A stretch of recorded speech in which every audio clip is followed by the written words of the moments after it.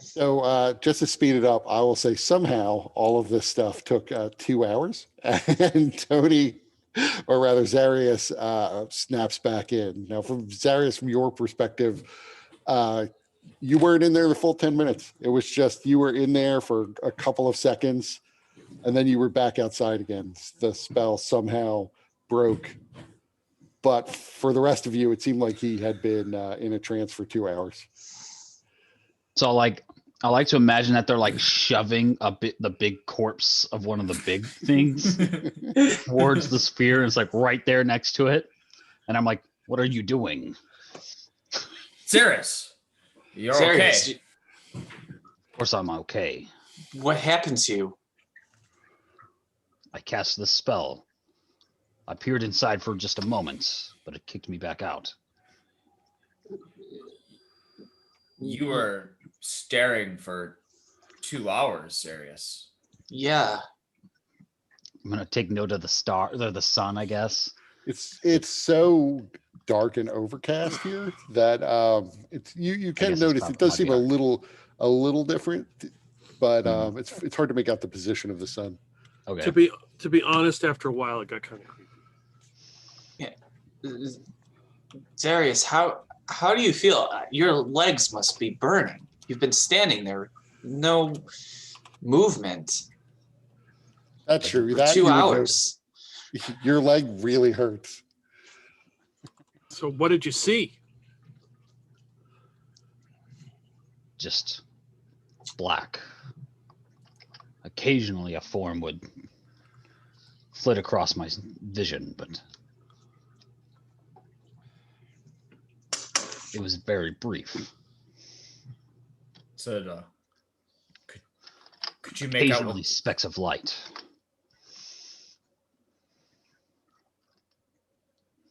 Could you make out what this form was? Was it humanoid in shape? Was it a creature? It did seem vaguely humanoid. And I find like something to fucking sit on. The real question is, it safe enough for Nimrod to go in? Yeah, I'm on record saying that I don't actually want to go in, but if one of you want to go in, Lucia Rosie volunteered.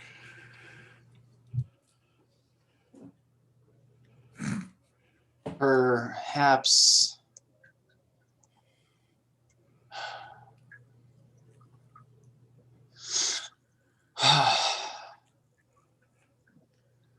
all right, I don't see any other alternative course of action here.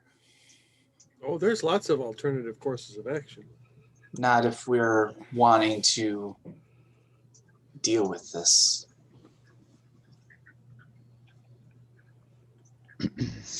I mean, there are other courses of action. We could continue to let Aurelia translate this book until she finds something more about going in and coming out of it. We could at least try to dispel magic once, just once. Have I not? Did you see? No, nobody did. The cleric said she tried, but you're guessing she probably didn't.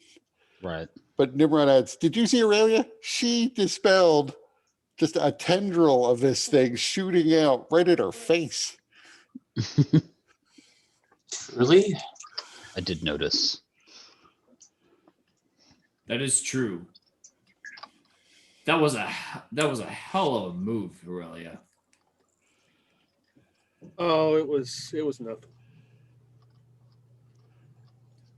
Nothing my ass. Speaking of that, you probably need to do some more squats. Okay, so should we try? Aurelia, Zarius? Sure, I guess. We're here. It might be worth a dispel. I'm unsure of what is exactly happening inside of this thing. It felt very brief. Well, and you said you saw figures. I think Teal's question, which I guess I interrupted, was still valid. Did they look humanoid? They did seem vaguely humanoid. So there is something inside moving around, which is good. Or not. I mean, right, it could be monsters, but I mean, there's something inside moving around. This So it's not like just being inside immediately disintegrates everything. this effect, though, it's reminiscent of our time in Mordenkainen's mansion. Hmm.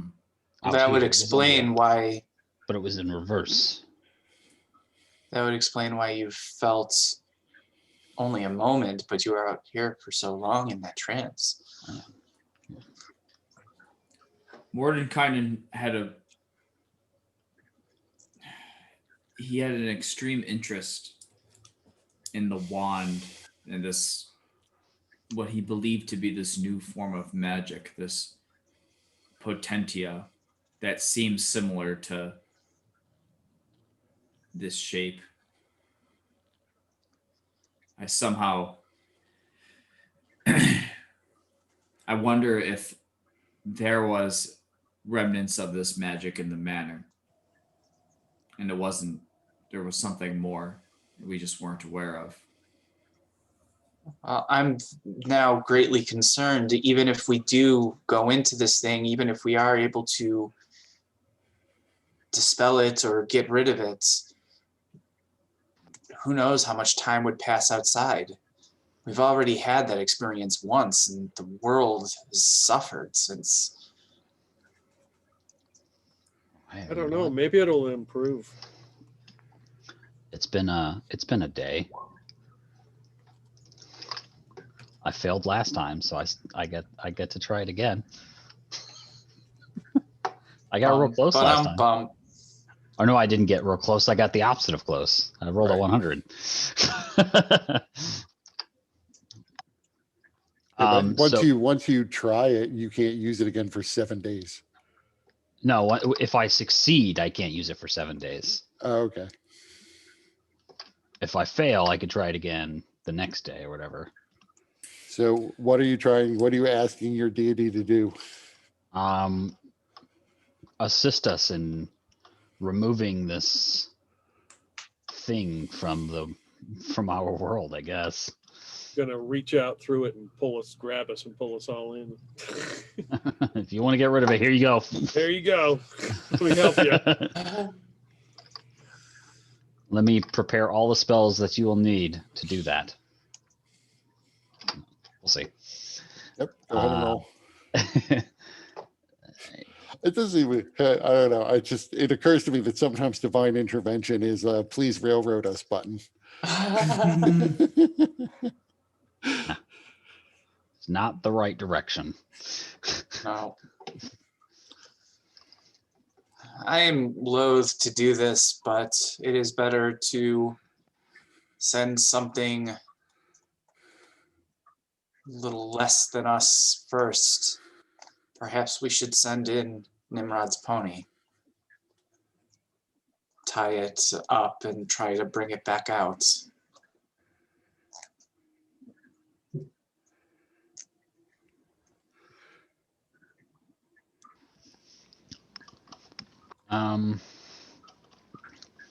Yeah, I mean,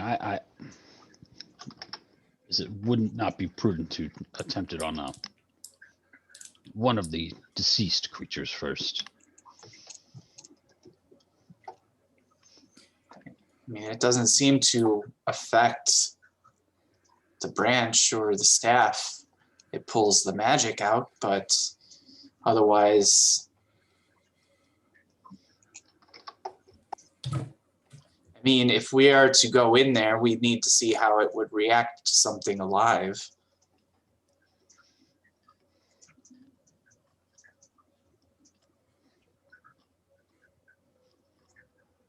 I agree with that. We might as well try it on something living. Lucirosi is going to touch the pony and whisper some prayers that Asheros keeps it safe.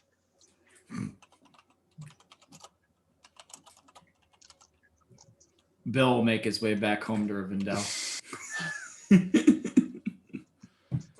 They said as they tied a rope to him and sent him into Moria.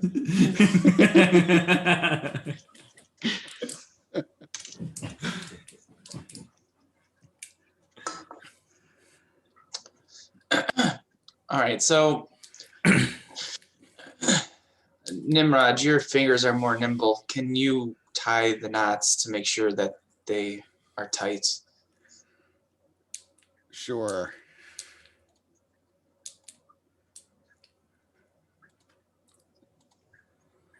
So he ties knots.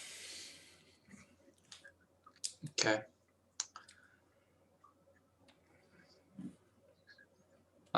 So Lucirosi will lead the horse to the black sphere. So how far in are you sticking the pony before you try to pull him out? Like all the way? Well, we'll start with just the head. So as with the staff, the horse seems fine. I mean, he's walking forward. He doesn't like walking through whatever this is, but it's still moving forward as it's pretty well trained. Mm-hmm. I won't require an animal handling check. But so if you're trying to take the horse out, it's stuck a lot more firmly than just a flat staff would be. Mm-hmm. So it's a bit harder to get it out, but you can still do it. Okay. And the horse at this point seems fine. All right. Well, that's promising. The horse was not immediately killed or mangled. It was So able to it come now out. seems a lot. It now seems a lot more skittish than it was when you first led it here. Okay. So Lucirosi will try to calm it and then bring it back towards the fire. Okay, so make me an animal handling check with advantage. Yeah, so it calms down. So Lucirosi turns to everybody and says, well, it's not instant death going in. Can I examine this pony and see if there's any other effects, any other sort of, I guess, necrotic effects that are unseen? Yeah, you can make me a medicine check. And while he does that, I'll use my divine sense to try and detect if it's now changed with, or it's charged with corruption. No, you don't get that sense. So your medicine check, you definitely get that like this there's some sort of reaction at the surface of the skin. It's not severe, it's like an allergic reaction. You know, if you held it in there like a long time, it might damage it, but a brief exposure didn't really do that much. How far in did we put the pony? Just its head. Just the tip. So nose, eyes, like the whole head inside? Right.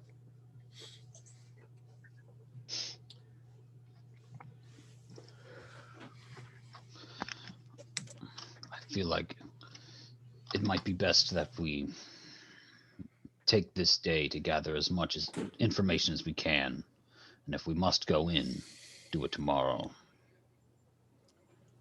That way we know exactly what we must prepare. I am going to get out my band organ and play and cast Speak with Animals. And ask it what it saw. It was dark. It was so dark and cold. And I couldn't feel my face. And there were like people moving around, but I couldn't really see them clear because it was dark.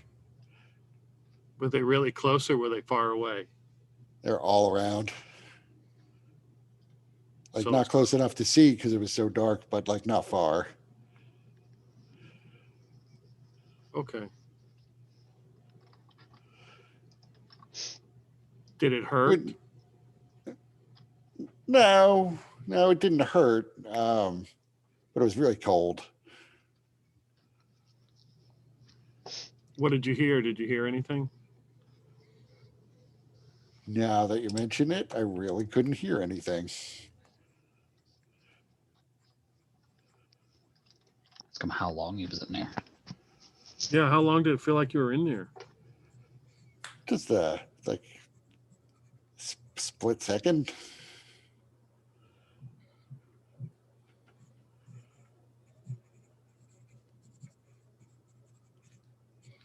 I don't want to go back in there again. I don't blame you. I have some corn. Would you like some corn? Oh my god. I mean, I would like some corn. Do you have? Okay. You wouldn't happen to have carrots, would you? We got all that feed for all those horses. Yeah, feed. For our trek back. Yeah. We got a couple of days here. Yeah, I'll get you a carrot. Let's go. Let's go stand by the fire. I'll get you a carrot.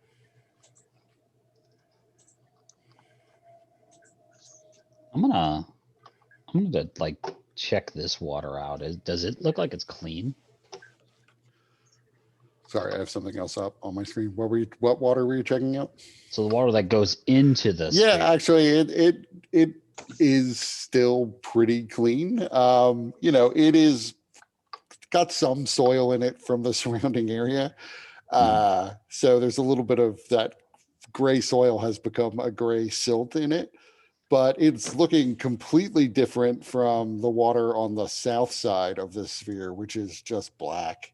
Right. He said, just move Earth and we'll divert the whole river around it. Why Right. didn't we think of this in the first place? Yeah. Shit.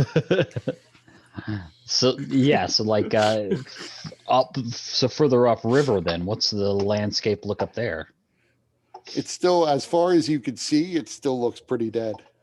It's in the air. We all got radiation poisoning just being near this thing. I'm gonna summon my arms on my visage, and I'm gonna have my arms with radiant touch the bubble. So It's like as they some touch, bad you grade see school game. you see that the bubble does react to the presence of the radiant energy in the arms, in that it retracts a little bit, but it doesn't pull inwards as fast as the arms can move forward. So if you move in very slowly, you may be able to like create a tunnel, but it would be sort of precision work to do it. But you're pretty sure if you just jabbed forward, you could probably have your arms make contact with it. I'd give it a quick jab, like So- a Rocky punch. The arm does make contact with it, although it recoils as the blow is coming in. When you withdraw the arm, you see that the arm is partially destroyed. It reforms quickly afterwards, like in less than a second. But crossing the threshold of this thing seems to have had a similar effect to sticking the staff with a light on it in there.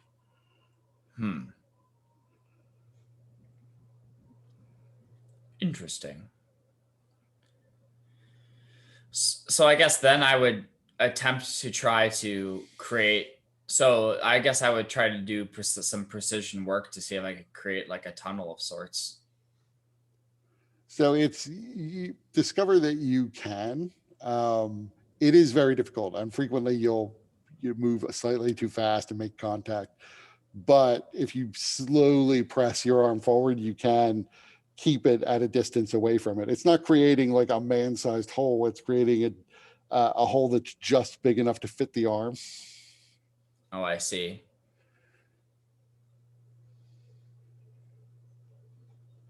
And yeah, you still I guess, notice underneath of it, on all sides of the arm where you've created this depression, you still see that sort of glossy coating follows this tunnel moving through the sphere.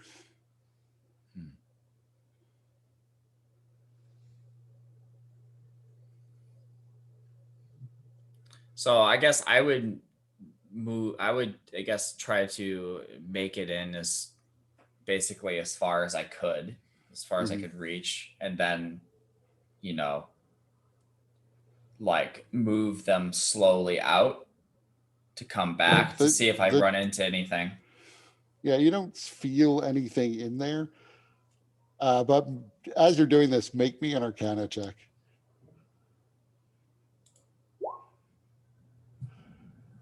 So you now, as you're doing this, trying to feel as if you can contact anything, it occurs to you that this may be a bubble of space in another plane that has emerged here. In which case, as you're moving the arms around, this gateway is forming around your arms, essentially creating a pocket of our normal material plane space. So there's nothing for you to hit there. If you were going to hit anything, you'd have to break through the shell on the outside so that you were crossing over into whatever other plane this is.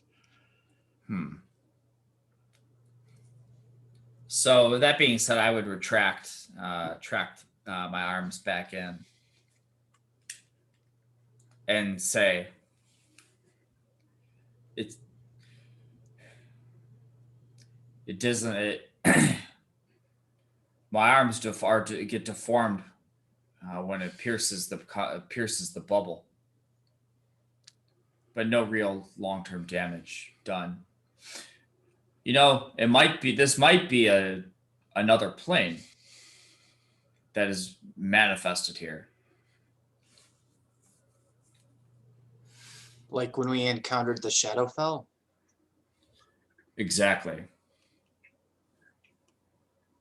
I mean, it would also occur to you that it was also like Mordenkainen's Manor, where time was moving differently in one thing because you were in a planar bubble than it was outside in the material plane, where that bubble was manifested in the form of the door. Well,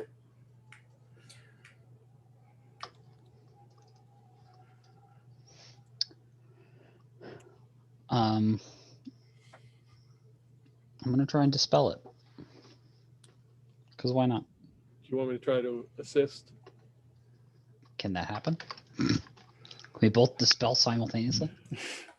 That's a rule I never thought about. Can you help on a dispel magic check? Because there's an ability check, so I Can don't I know. cast it Right. as well as he can we cast it at the same time? I mean, Yeah, Whoever if has you to both cast it at the same time, I would say you probably can help on a dispel magic check. I would allow that. okay. I think your check's probably going to be better because your spellcasting modifier is a 5, right? Well, and she has Jack of all trades. Oh yeah, so you get to add half your proficiency bonus to everything. So I would be assisting you. Damn, so she got a +7. Yeah, Really bards are better spellcasters than spellcasters. Right. When it comes to that, yeah.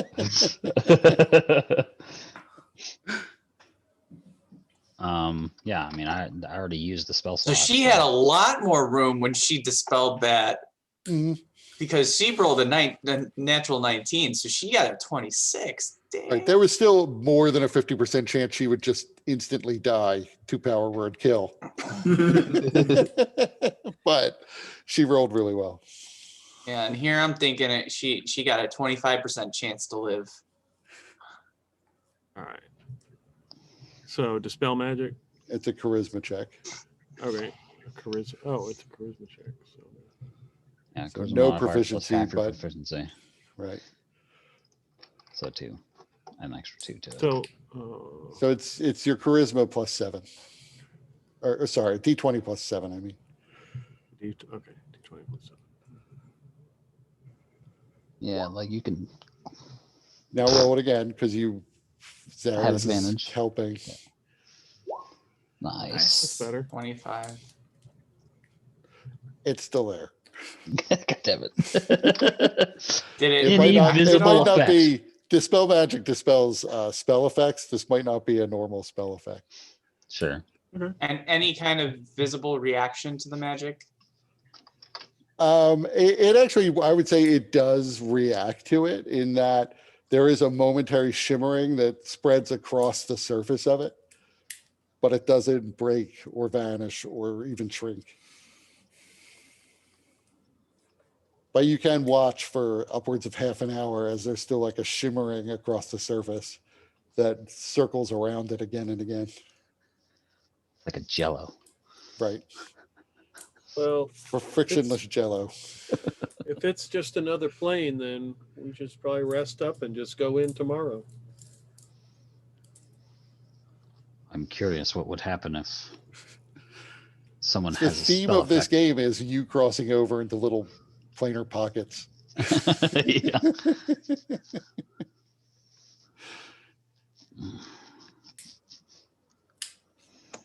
There's clearly nothing outside here that we're able to do is gonna do anything. We're gonna have to go inside.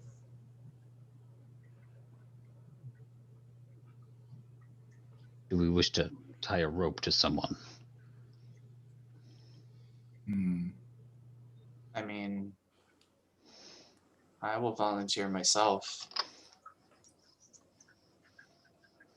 Loosh, but if something were to happen to you, I might never find my treasure. Have you even considered this? We have, so why don't we tie a rope to you? If I die in there, I might never find my treasure. I need Nimrod.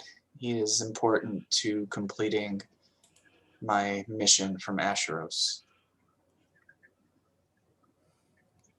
Fine, I'll go in.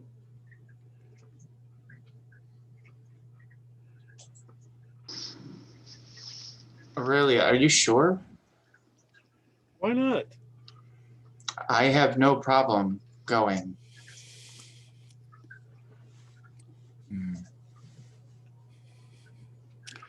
You know, this is nothing against you, Aurelia, but if it were me and I had my choice of having you pull me back out or having her pull me back out, I would want you on the anchor end of the rope, Lucirosi.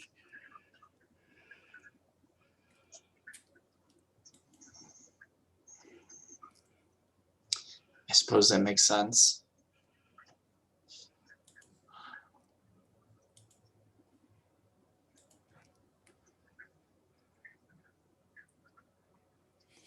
We should secure the rope in more than just around the waist. Perhaps some kind of harness. We can also tie the other end to the wagon, or perhaps we can tie the end to the pony. Then that way we have many people pulling as well as Small having an beast. anchor.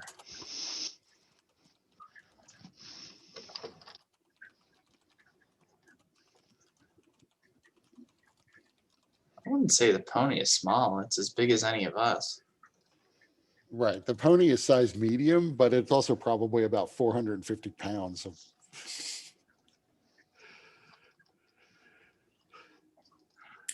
Is that all? Yep. Aurelia, It's all my are you gear. sure? That's how much I weigh. Aurelia, are you sure that you are okay with doing this? Well, I mean, it's got to be done. So Lucirosi moves over and begins saying a prayer of protection, asking Asheros to ensure your safety, and then we'll cast protection from good and evil on you. All right. I was going to do that too, but that works. Then instead, so I made, that was a save. Maybe I'll still do.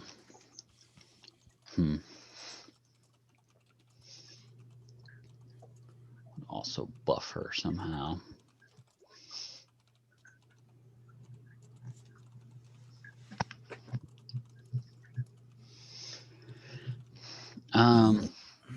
Let's do Owl's Wisdom. That way you have maybe you do better on a perception check because I fucking rolled like shit. Okay.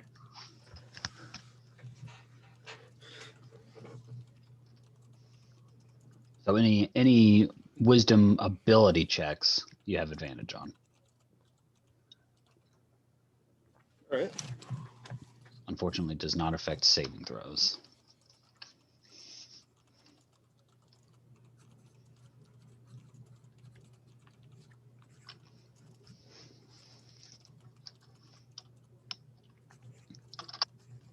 I was just thinking about Mordenkainen. That lady that we were fighting, she might have just went into a Mordenkainen's magnificent mansion. And then 24 hours later, she's just going to pop out again. Or it was isn't there a spell where you can be instantly transported back to like Yeah. I think The yes. the recall one. Word of recall. Yeah. Could be that one. Although, yeah, don't read into the fact that I know that spell's name off the top of my head, like I just cast it. Because I know it wasn't Gate. No, it wasn't Gate because she already used her 9th level spell slot. Technically, she also used her 6th level spell slot casting harm, and her 8th level spell slot casting that sphere of darkness. But luckily, she still had a 7th level spell slot, and it was worth it to not die.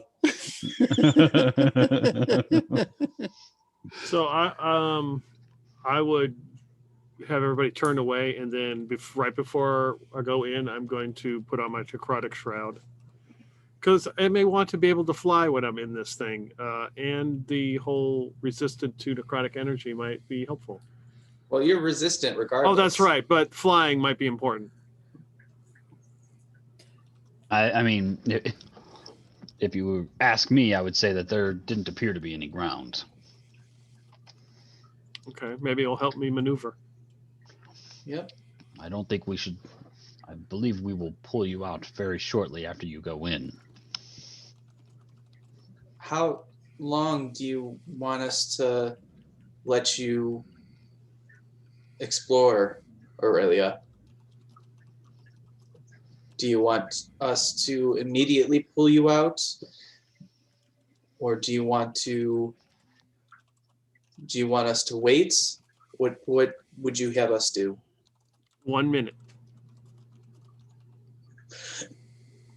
All right.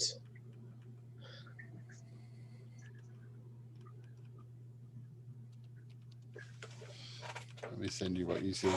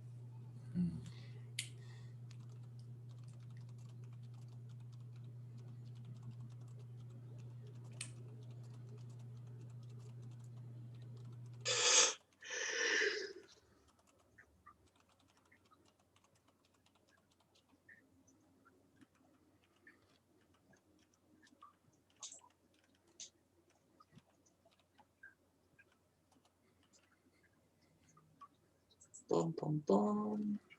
Muffins. Hmm.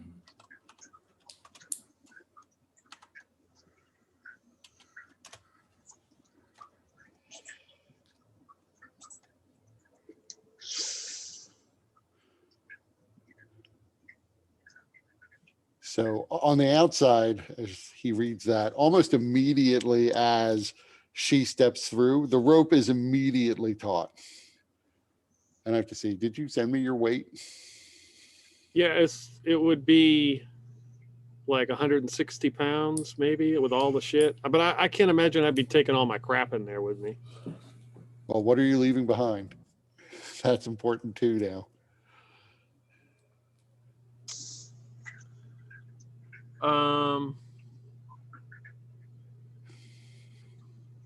Well, I mean, all the other stuff really isn't.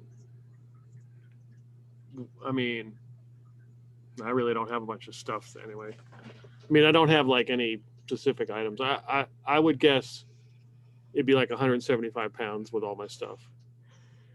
Maybe. Okay.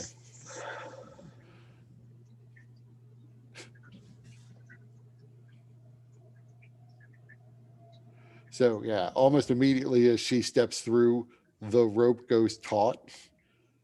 And there's a, you can hear, like I said, the further in you stuck the staff, the harder it was to get it out again. She is now completely across the threshold. And the staff was relatively light. So she is significantly heavier than just the staff. The pony is struggling under the weight that's being applied to it and is beginning to panic because the system you've set up is not of optimal comfort. And it was just like a sharp several 100 pounds worth of weight. Well, I applied to it. imagine Lucirosi was holding onto the rope as Right, Aurelia and went so- in. Right. And so you would also have been yanked forward. Mhm. So first, make me a strength check. Okay. I mean, I'll come and help. He already has advantage because of the pony. Oh, okay. I'll still come and help. Athletics. Yes. Nice. So you're able to hold on to it, and the rope goes slack, and you go flying back. And as the end of the rope comes out, you realize the knot that was tying her failed. Because All right. if she had said 160 pounds, then the 16 Nimrod rolled on that knot would have been okay. But then she went up to 175, which made the DC 17. All right. Lucirosi is immediately running in and diving after her. Of course he is. Nimrod is also running forward. Well, hopefully this is all part of finding my goddamn treasure.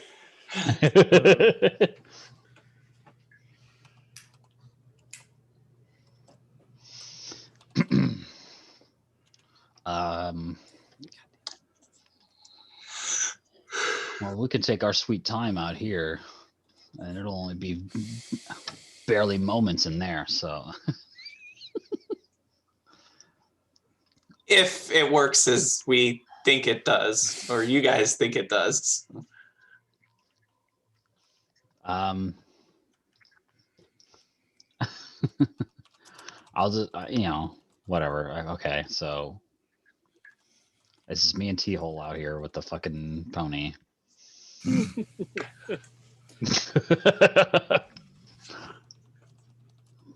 Zarius looks at T-Hole. Come here often? What brings you to these parts? Crazy lion people. Taints, right? Am I right? Am I right?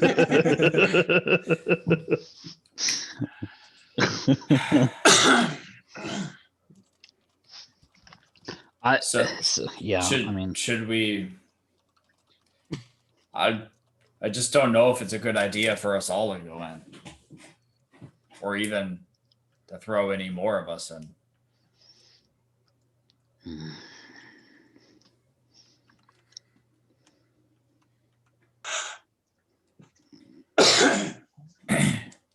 Agreed. But I don't know what other choice we have. Did Aurelia take that book? Yeah. So T-Hole would like go back to where like Aurelia was sleeping in the camp and see if he could find the book, and he'd come back and be like, she took it. She took the book with her. Let us gather what we will need to survive a place. Maybe this small horse will stick around where the food is here. Move the cart behind the tents. If we're lucky, the other animals will not eat it. Or the horse. That But is what I meant. that's I thought you meant that. I thought you were talking about the horse feed. Yeah, not the I know. horse. It's fine. It's fair. You said it's cold in there? I do not know. I could only see. Yeah, the horse the pony would have said it was cold and dark. Right, but No only you noise. could understand the pony. Yeah. Oh, I And would have told Aurelia you. never told anyone.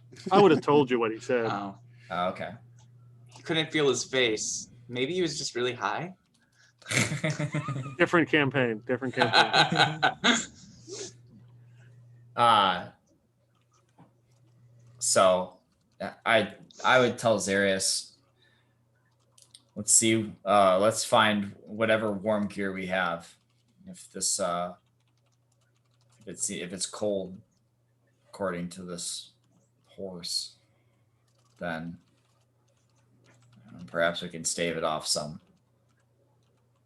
Just let us bundle up. So I'll kind of kind of rut around and find whatever cold like cloaks and gear we have.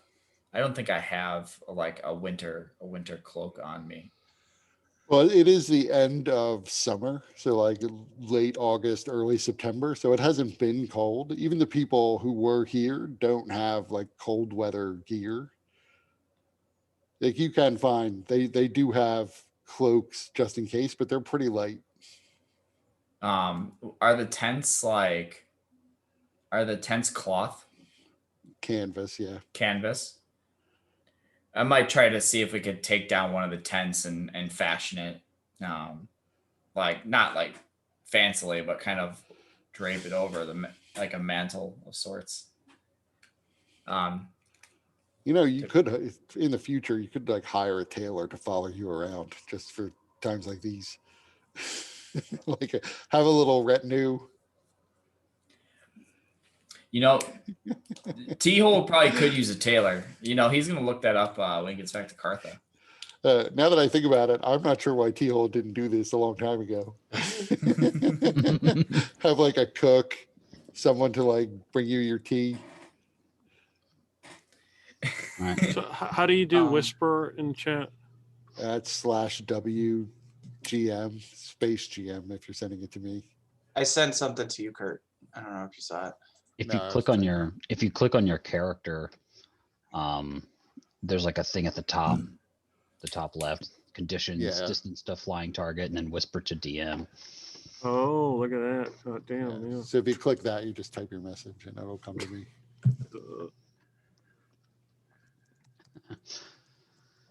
All right, let's go in this black hole and go make our new characters. Yeah, so we'll have to 86, talk about pretty easy. what Mike and Peter want to play going forward. Oh, I already have my character ready. In fact, if Kurt, if you had said something slightly differently when you told me about what it was like for Lucirosi to die, he might have just been like cool with it, and then I would have been like, all right, now it's time to play my new one. To be fair, I actually had an experience where I did the same thing. Like they were the other players described my character's like afterlife, and he was a bard, and it was like, oh, and people are like all around worshiping you and wanting, and then they tried to like raise me, and I'm like, nah. That's good. I'm good. Why would I want to leave this? Yeah. As a player, I was like, oh, I was so close. But for Lucirosi, it just didn't. It wasn't his time.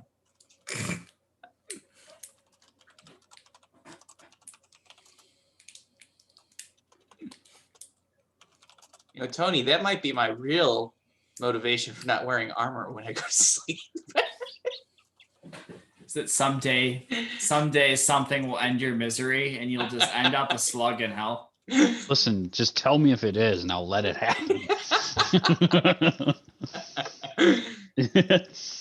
Who knows? Maybe the next time it happens, Zari's is like, all right, that's just what he wanted.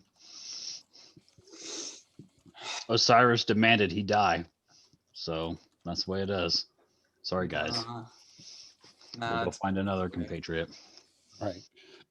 I feel like Lucirosi has to at least take care of the seed of Dadarian, and then after that, whatever happens. Listen, like if Lucirosi dies, we don't have to fucking worry about Kato. Just let him go. Yeah, you're right. Yeah, you can have him. Yeah, message him. Hey, Luciorosi's dead. We don't fucking care. Yep. Bye. Good luck, sucker. Yep. Joke's on you. If you want that rod of lordly might, you got to go into a fucking black hole. Yep.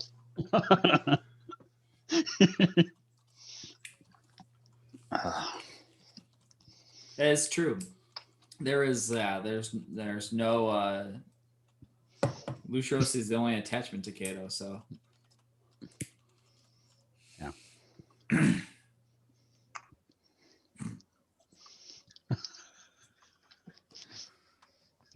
Luciorosi's the only reason he's still fucking alive.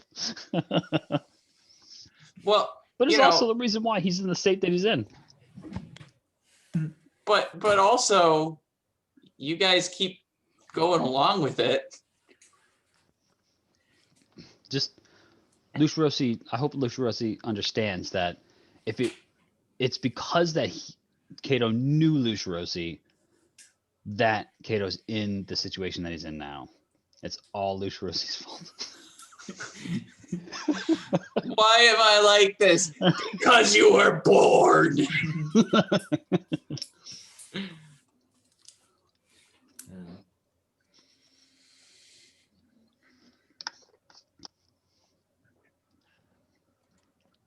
All right, we going in? let's do it.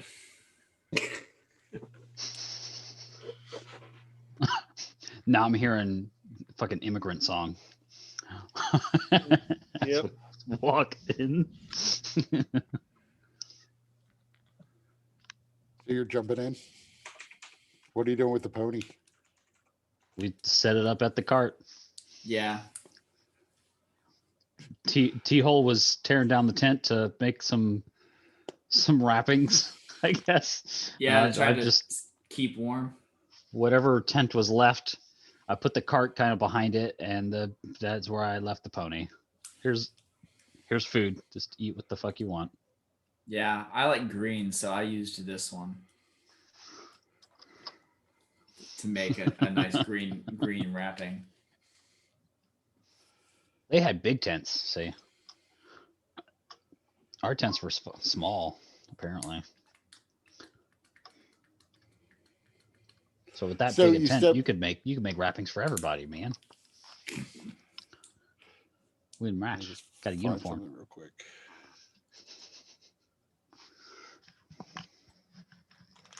Oh, did Lucirosi, does he have his fucking armor on? Yes.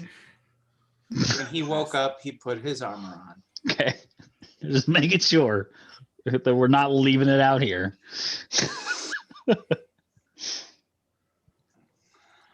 So as you step through, you're enveloped in blackness. You realize you can't feel your bodies, either of you, and you're not aware of the presence of the other, even though I assume you step through it roughly the same time. Mm-hmm. You see ahead of you there is a tunnel of force that you didn't notice when you were here, when you were seeing this space with your clairvoyance. And it appears to be rushing towards you. You don't have any sense that you yourself are moving. It seems to be the tunnel that is moving. You still see these forms that you saw previously, or Zaria saw previously, that are moving around you. They seem indistinct and you can't initially make out what they are, although they seem vaguely humanoid. Eventually the tunnel has completely enveloped you and is just moving along. After a while, you begin to wonder if you're falling through the tunnel or the tunnel is rushing past you and you just happen to be inside it. After a little while more, you begin to realize that these forms around you aren't inside the tunnel, they're all outside of it. And they are all spirits of some kind, all of which appear to be malevolent, and are banging against the sides of this tunnel of force trying to get at you. But the malevolence from them is palpable. They would like to destroy you if they could, but you are protected within the tunnel you're falling through. The outside is utterly black. Occasionally, you do see a dot of something that seems like it has some substance to it. In one case, you fly past, and in the distance, you see what looks to be a city of purple crystal with black lightning shooting between the towers. You seem to see what look like bat-like creatures are flying around this city, but it's just floating in the pitch black nothingness. You're then falling for what feels like it's perhaps many weeks. In between, you Cast see light. yeah, Can I do that? you quickly realize that there's no sound in this void. And you also don't have a sense of having a body anymore. You don't find your arms when you try to move them. Initially, you're thinking maybe you're paralyzed, but after a while, you realize you think you should have had some sense of the position of your arms or caught a glimpse of some patch of skin or even felt the armor and clothing that you're wearing, but it's none of that. Something about this space is just fundamentally different than the space you've come from. And the notion of having a body doesn't have the same purchase that it does in the real world or in the world you came from. You've entered the Eventually, fourth you dimension. fly past what looks like a giant planetary sized sphere of crystal. The surface initially appears entirely smooth as you fly past it. The tunnel breaks through a grouping of creatures of a type you've never seen before. They look almost like they're humanoid in shape, but they appear to be flying through this void. They have two eyes perched just on top of the shoulders, just on top of the torso without a head or a face. They seem to be looking at this planetary spheroid and laughing. And you realize as you fly past it, you think you can see the surface appears to be pretty smooth. You don't see mountains or terrain features of any sort, but you do see enormous lettering. It's just etched across the entire surface of this planet. But the tunnel continues on, carrying you forward. You fly for what again feels like several more weeks, although in the end you discover that you can imagine time to be whatever you want it to be here. You can imagine a second passing or weeks passing, and it's all just a point of view. Eventually, you see ahead of you a shimmering sphere of force. The tunnel is clearly heading in that direction. Within the sphere of force, you can see what looks to be the top of a mountain has been sheared off with a flat surface underneath and flipped over. On the sheared off flat surface of the mountaintop, there was built a citadel. It is almost blindingly bright, and it's probably actually made of black stone. But in this place, anything that gives off any light whatsoever just appears incredibly intense. Around the sphere that holds the citadel, you see more of those bat-like creatures that are just banging into it over and over, trying to penetrate. All of them crackle with a sort of black electrical discharge that passes amongst various parts of their body. You think they're intelligent and this is probably some sort of planned attack, but you're not sure what they are. They don't have arms per se. They have wings, although they're otherwise sort of humanoid in shape. They look a bit demonic. Their eyes glow red, but you've never seen anything like them before. Eventually, you spiral around this, almost in an orbit of this citadel within the field of force. And I have a picture of it so you can see it. You realize that there's one gigantic tower and then 5 smaller towers that are separated from the main body of the citadel. You are spiraling into what looks like essentially a medieval town, although you've never seen architecture that's exactly like it before. So you don't really know who might have built it here or even what culture it might have come from, because it's just different than what you've seen within the empire. Eventually you crash down and you find yourselves having a body again. You're standing in what looks to just be a circle of buildings. You can hear the sound of splashing water in front of you. And looking up, your vision begins to clear. You think there's a fountain in the middle of a square, or at least an opening between various buildings all around you. In front of you, there is a very large, perhaps 12-foot tall humanoid, who I have a picture of as well, I guess, which I will find. But he looks down at you in surprise and says, "Well, my name is the Seer. I'm very surprised that you are here. I had seen your arrival in a vision very long ago, but I certainly didn't expect you to arrive by this method. You've come out of a scathed weapon. No one comes out of a scathed weapon. That's rather the point of the weapons. How did you get here from there? And I assume you're here to deal with our little problem." Who are you? First of all, He everybody said give he me. is the seer. I'm curious how we've managed to maintain our sanity if we felt like Yeah, well, in like First basically a sensory deprivation. We need to make sand checks. everybody needs to make charisma saves. Oh Are we all boy. within 10 No, feet of nobody except Lucia Rossi is within 10 feet of Lucia Rossi in the place that has where space has no meaning. Or everyone is, I guess. But we're right there, right? I just want to know if I'm adding that 4. It's a 1 or it's a 3. I Oh also have yeah, a luck 3. stone. Yeah, I got 3. Yeah. Charisma. What was it again? It's charisma. Christmas. Charisma. Oh yeah, I'm all right. You think you're all right.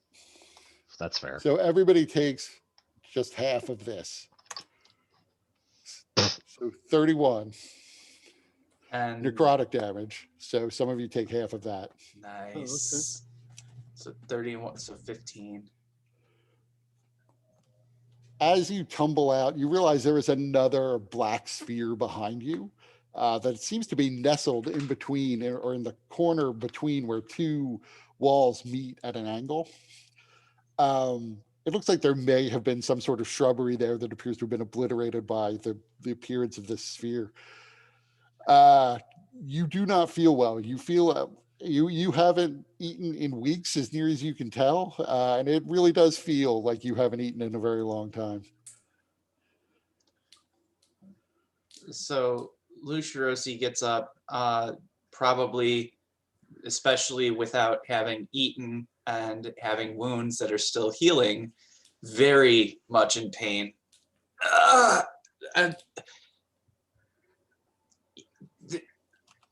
Where are we? Let me see if I can find that picture first.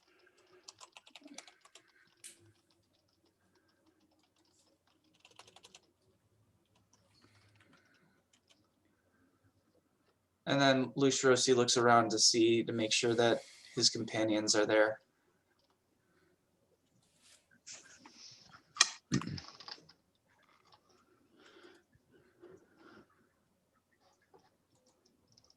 So yeah, everyone is here. You didn't have any contact with any of them while you were falling.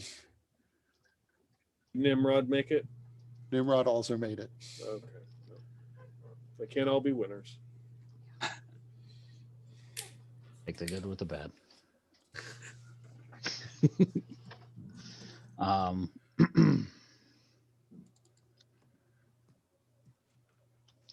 is there a place to sit for a second? Yeah, there are benches around. Zarius will move over to a bench for sure.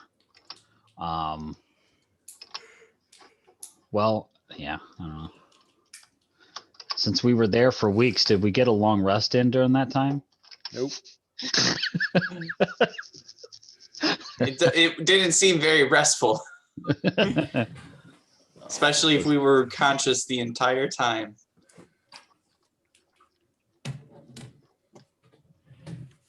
Yeah, Lucius, he asks, "Where are we?" And then he looks around. Is this hell? No, this is Malikar's keep. Surely you are aware of why you have come here. No, you probably want to refresh us on that. I'm not really sure. What's this fountain all about? Is it safe to drink? It is perfectly safe to drink.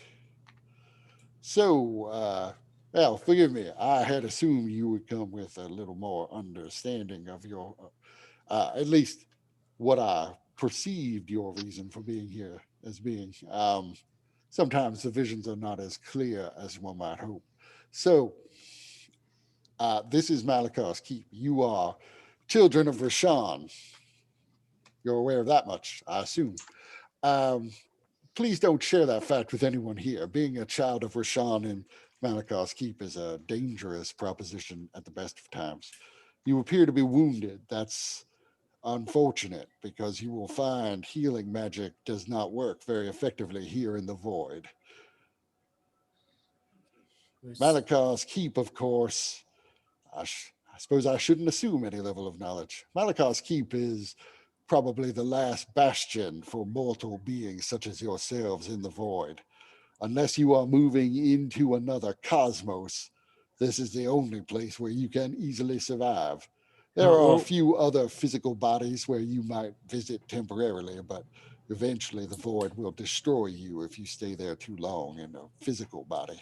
Yeah, we want to avoid that. Is there shopping available here? And we want to take a break, a rest. Aurelia, priorities.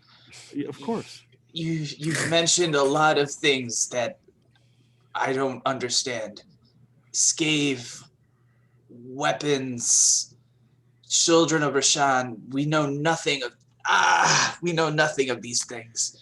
We came through a spherical void that is corrupting the land and poisoning a river. Well, now that is helpful. I can thank you for that.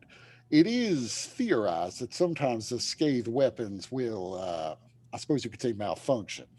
And instead of wreaking havoc and destruction on all they touch, they can connect different points within the negative energy plane. It is possible that there was a gateway formed between one of the weapons that was unleashed where you were, touching on this river, probably within your cosmos, I assume, the world of Rashan, and the weapon that was recently dropped here on Malakar's Keep. You probably fell through one of the connections between the two openings of this portal, which would explain how you got here, as that was never entirely clear, but I expected you would arrive like most of the visitors do from your world. I take it you are not worshippers of eternity's doorstep, not here to pay homage to your fallen god. I don't really understand much about the religion myself. I mean no disrespect. I just, well, frankly, there's so many faiths from so many worlds that pass through here. It's a little hard to keep all of the details straight. We're polytheists, so yeah, of course.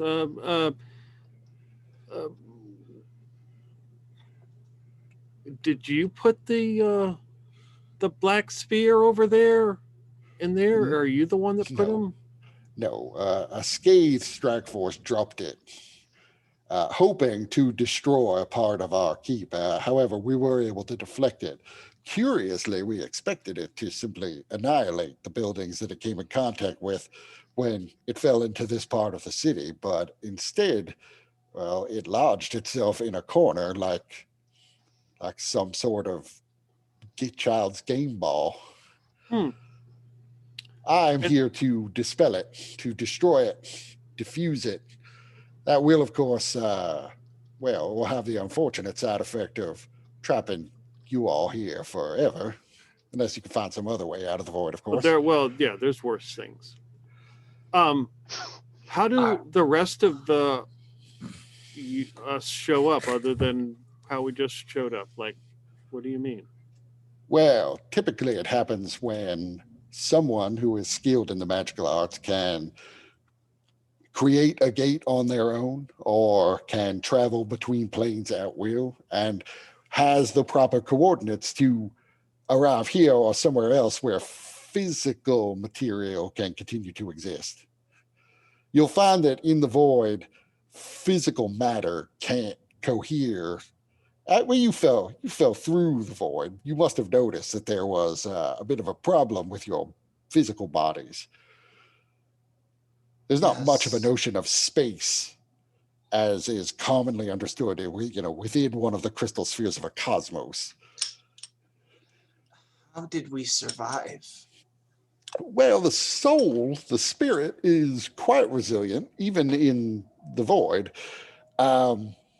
And once you got into a place where there was a sufficient spatial matrix as Malakar's Keep, your body simply reformed around your spirit.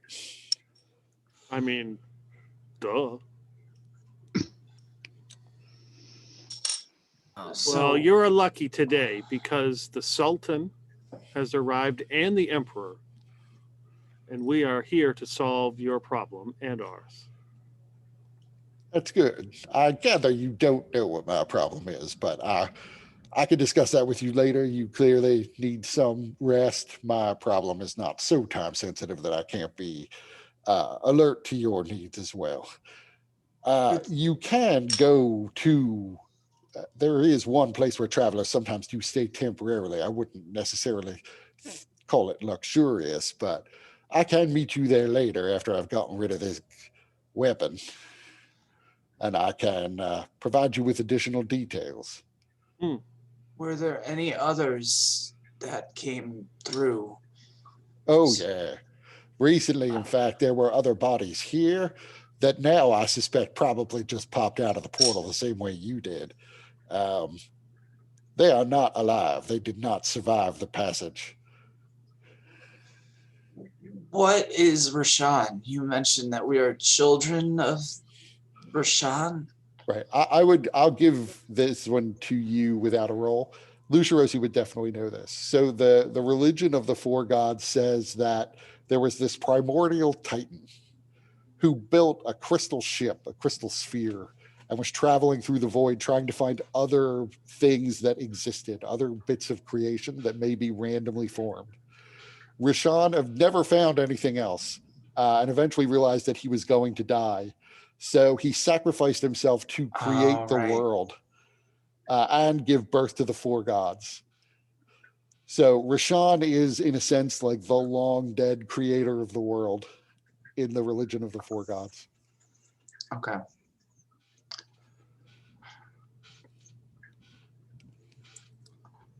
I mean, I'm more than happy to answer your questions here if you prefer. I'm sure you look quite confused by all of this. I had hoped that that would not be the case, but it being what it is, I will abide by whatever your preferences are. How does this, if the rest of the void has no physical manifestation, how does this place manage to break that? Malikar is a very powerful arcanist, very powerful indeed. And he is one of those people who once upon a time found he was no longer welcome within the cosmos in which he was born.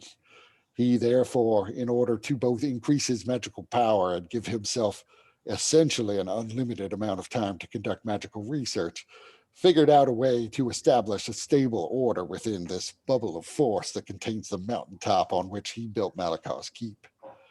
It's Malikar that I need some help from you with. See, nobody's seen him in a while, and well, I have a little bit of a problem that he might be able to help with if he were still talking to people, but no one really has had any contact with him in probably, from my perspective, several years. From your perspective, I suppose it could be a split second or an eternity. Has his name always been Malikar? What other names he may have used over time, I do not know. Does the name Mordenkainen ring a bell? Yes, I'm aware of many, many Mordenkainens. Malagar is no Mordenkainen, I'm sure of that. Mordenkainen is, well, a bit of a meddler, bit of a, he tries to change the cosmoses he is in. Malikar could give a flying fuck about what goes on within the cosmos. He is much more interested in the pure research of magical technology.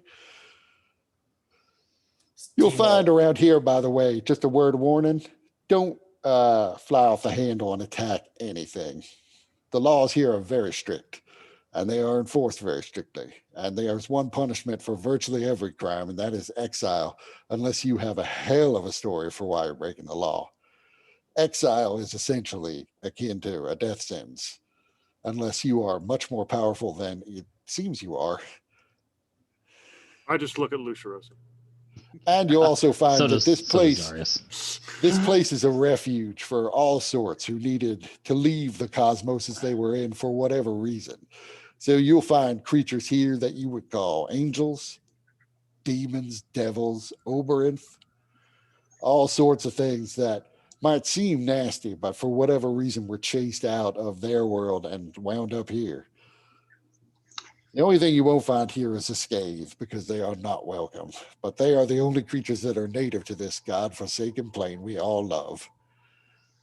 Well, I will follow whatever laws there are. As long as nothing seeks us harm, should find no worry against us. And I know from my vision that you are either going to have the most positive reaction to my personal problem or the most negative. You have a sense of morality that is unusual in these parts. So I'm going to tell you up front what the problem is. Is he I'm gonna- looking directly at Lucharosi? Is he saying that? Oh yeah, obviously. I didn't think to say it because I thought it was so obvious. Does it involve a taint? It does arguably involve a taint. See, there is an affliction that sometimes lands on denizens of Malakar's Keep, but it's just a side effect of being exposed to the void for too long. The entropy and negative energy has effects on you if you are subject to them for too long a period of time. And time is subjective, and I have chosen to slow down time quite a bit relative to many people. So this affliction requires me to ingest all sorts of rare things just in order to survive. And frankly, I am sick of it. It is an expensive, expensive disease to have. Well, Malikar has himself a cure. It's a spell. If I could get a copy of that spell, I could cast it, but Malikar's gone missing. And due to certain altercations I will not go into, I'm persona non grata in Malikar's fortress, in his citadel tower, so I can't go there myself to get it. I will need you to go and talk to his apprentice, Bratswan. She will get you access, I'm sure. She also would like to know what happened to her mentor, Malikar. If you could just retrieve the spell, I don't think Malikar will actually have a problem with giving you a copy of it if he knows it's just to cure one person. You may even want a copy for yourself. You may or may not want, this knowledge going public. So that might be a little bit of a harder sell. He does like to hoard his secret magical knowledge if he can. But you can get like a spell scroll from me, I think. Bratswan will do it. She's a good kid.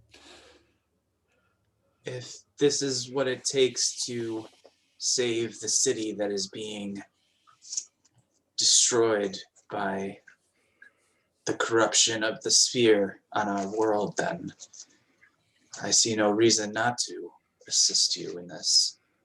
And then Lucirosi looks at the others. This- What do you this know ability about? to- What now with the saving of the corruption? No, saving the city that is afflicted by the corruption caused by the sphere. Right. I'm afraid here I am ignorant of what you are talking about. The thing that we passed through to get here, it is hurting our world and a city in particular. So is there like a smaller one right here? There that what is. this is? Can you teach us how to remove one of these? I can teach you the ritual for shrinking and eliminating it. But well, see, I have been tasked with doing just that for this entry we got right here, because even if it is just a portal, there is a chance that at some point it will explode. Yeah, these are devastatingly powerful objects that the scathe grow organically, at least as organically as things get here.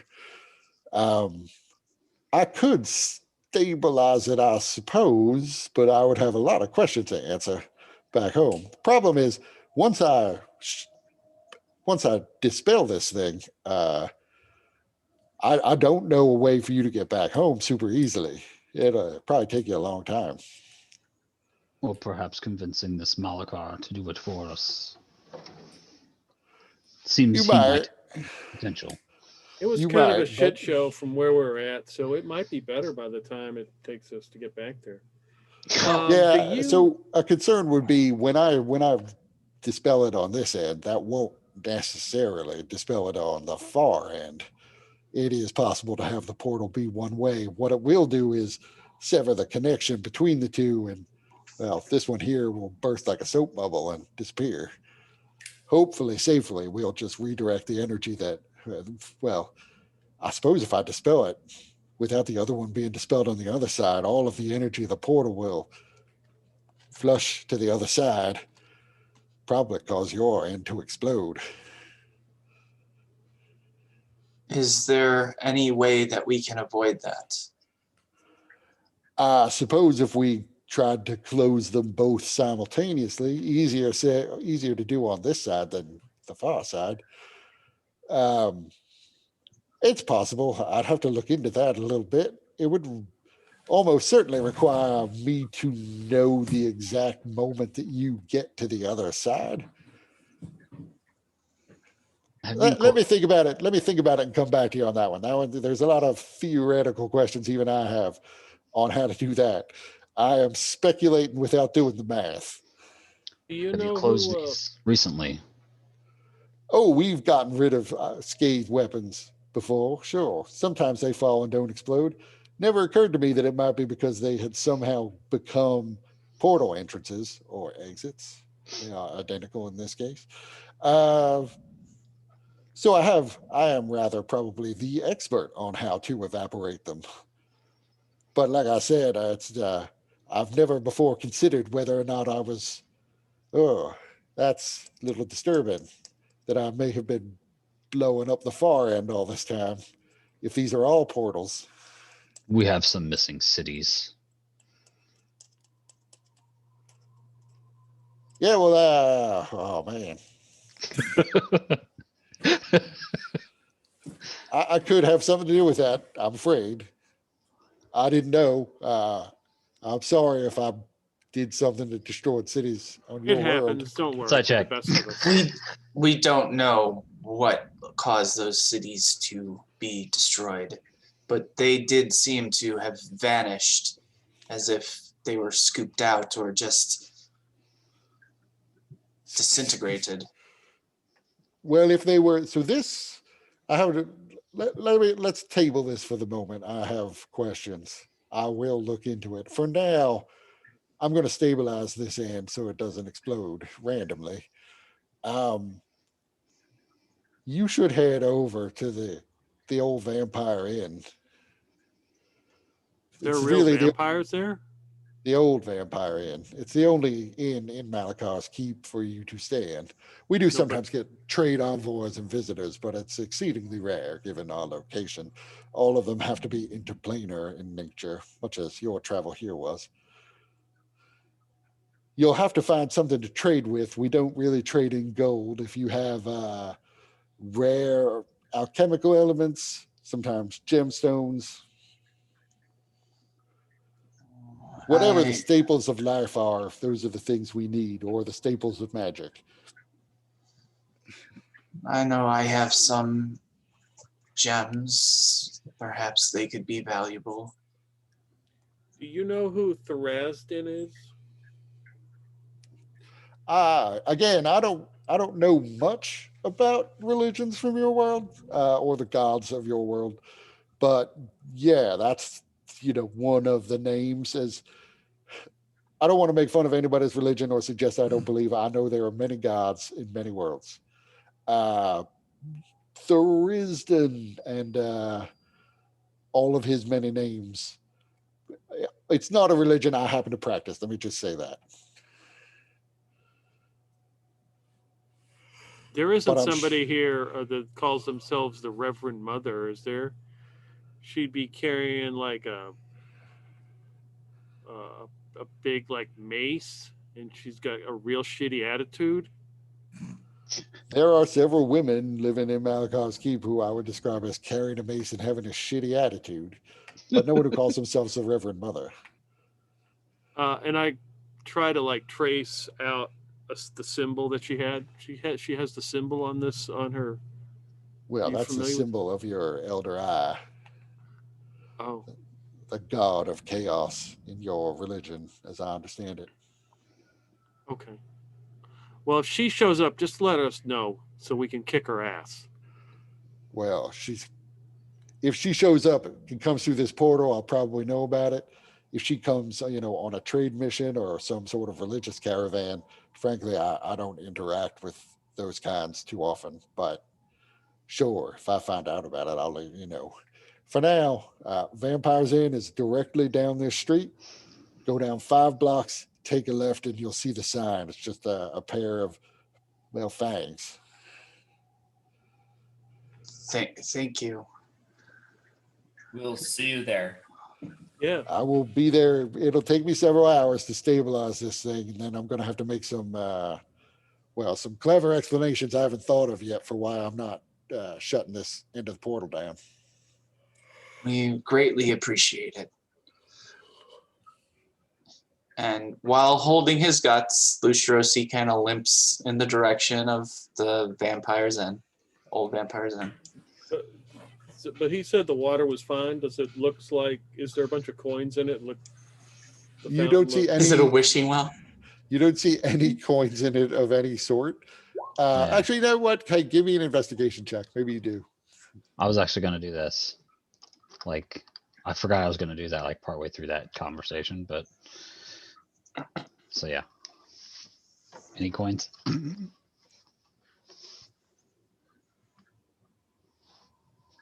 So you're casting detect evil and good, or you're trying to find coins? No, I mean, I'm looking into the thing. yeah.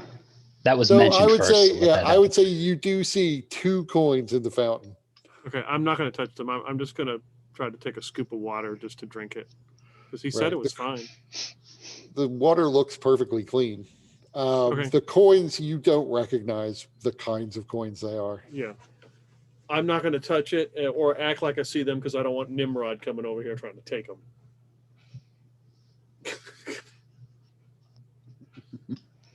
Maybe we do.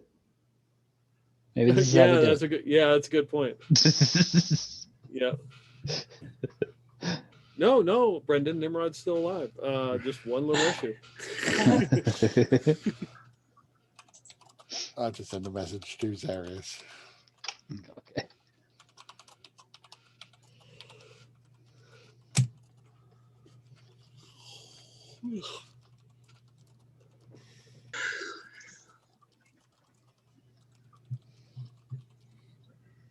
If we do run into this Reverend Mother, we'll have to be careful, Aurelia.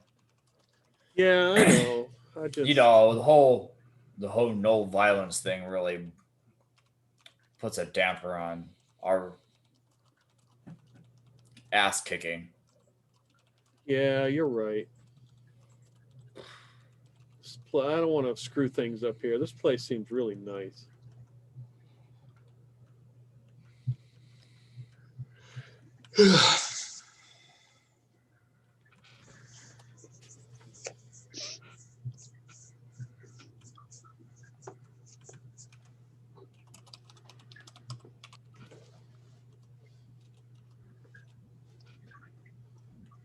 Kind of reminds me back when you were emperor, T-Hole, before the elves ruined it. Oh, Yeah. So you enter this inn. There is someone in there. It appears to be, I mean, as near as you can tell, a fiend. It looks vaguely fiendish. It's got 4 arms and a very bug-like set of legs. The torso, though, appears to be sort of vaguely humanoid. The torso and arms. They're giant horns on top of its head, as it looks up startled at anyone coming in. Hello. We weren't expecting anyone, but Yes. welcome. Are you here for rooms? I mean, Of course we are. And do you have obviously food? I'm sorry, what was that? You have and a good meal too. Oh, sure, of course. I can put something together. As I said, we weren't expecting any caravans today. Are you part of a caravan?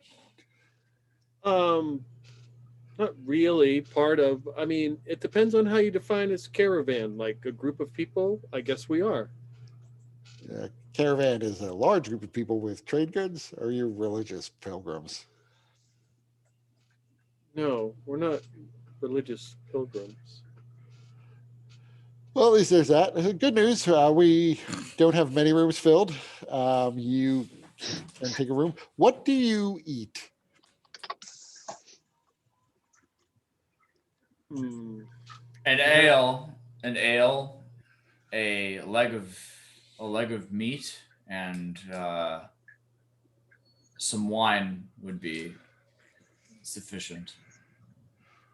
Wine we have. Ale is not really something that gets ordered a lot. Hmm. A warm saucer of milk. You can certainly find some sort of meat. Ooh. Milk, um, we really don't stock milk. Milk is very hard to come by in the void. Hmm. What would you expect us to eat? Frankly, I don't know. That's why he asked us, Mr. Russell.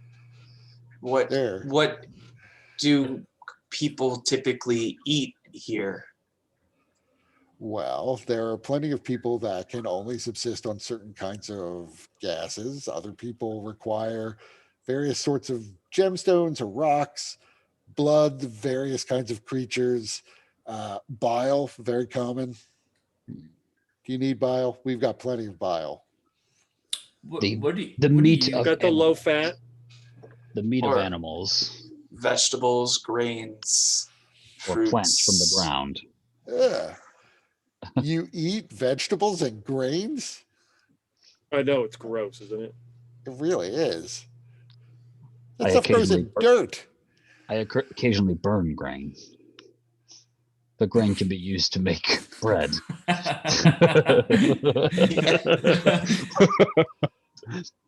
I will put together a selection of dishes. You can decide. Oh, very I think good. I've got the general gist of it. You're The sampler platter. right. What's your name? My name is Zaverna. It's nice to meet you, Zaberna. Did it take us 10 minutes to get here? My No, spell still up? probably not. This guy is definitely a fiend. Only? Yeah, that's the only thing you detect from him. Okay. You said he looked kind of devilish or something? Right. So how did you get here? What brings you to the Well, void? Let him get us our food.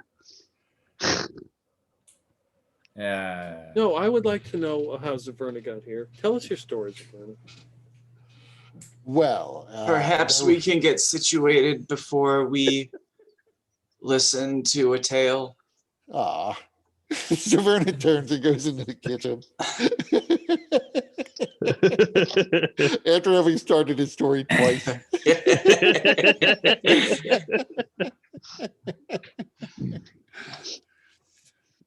Is there anybody else here? There's nobody in the downstairs that you can see. Is there anywhere yeah. to sit? Yes, Tables. there are tables.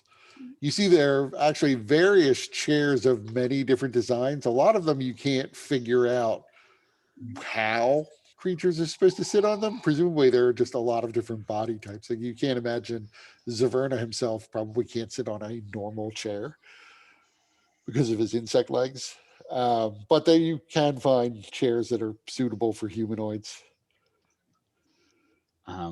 Yeah, so like once he steps away to get the food, I'll just say that to the seer is a most peculiar creature. He seems to be celestial, but also undead, but also a Aberration. aberration. Wow. This place All is at once. cool. He mentioned that there are multiple cosmoses. He said there's multiple Mordenkainens. There's lots that I expect we are not going to understand here. So eventually Zaverna comes back out. He's got a tray that he sets down on the table. He says, I couldn't really find meat per se, but I did find what I think should be reasonably good substitutes. Here is liver. It's kind of meat, but not. It'll have to do. Thank you. Is it cooked or raw? As near as you can tell, it's raw. But you can't. Zarius probably would notice first that he's not sure what liver this is. It's not shaped like a liver of a sort that you'd be familiar with. You gotta be careful with eating liver. You don't want to eat too much of it. High doses of vitamin E. There's a bunch of us here. We'll be fine. There's a soup that appears to be filled with some sort of eyes, although they don't appear to be. It's not like human eyes. They appear to be like giant compound eyes. That's like a meat, right? Yeah, the Verona thing. The muscle. Is there any muscle or the fat? I could look into ordering. Like, you mean muscle from like an animal? Yes. Yeah. Okay, takes all kinds, I guess. So what's it gonna? So what do we have to pay? What's the cost to stay? Well, what trade goods do you have? Lustrosi will dump his bag of jewels. The one you found from the tent. Well, that plus all the other ones I have. Jesus Christ! Of course you would. I also have That should be sufficient. a garnet, a jade, a pearl, a Yeah, spinel, a what's- tourmaline, all without, I don't know what their GP value is, but I have them. Well, I'll tell you what. He will take all of those, and then you could stay for up to a week. Okay. All the ones you don't have a value for, because I don't know what they're worth either anymore. Oh, I'd perfect. have So to I'll just figure- get rid of these guys. Right, I'd have to really dig deep to figure out where you even got them. I got them before we got the black coins. Okay, there was still a lot of sessions before the black Really gold. long time ago. Yeah. And I still have 2 black coins. Which I assume you're not offering. No. I wonder if that dragon's still around.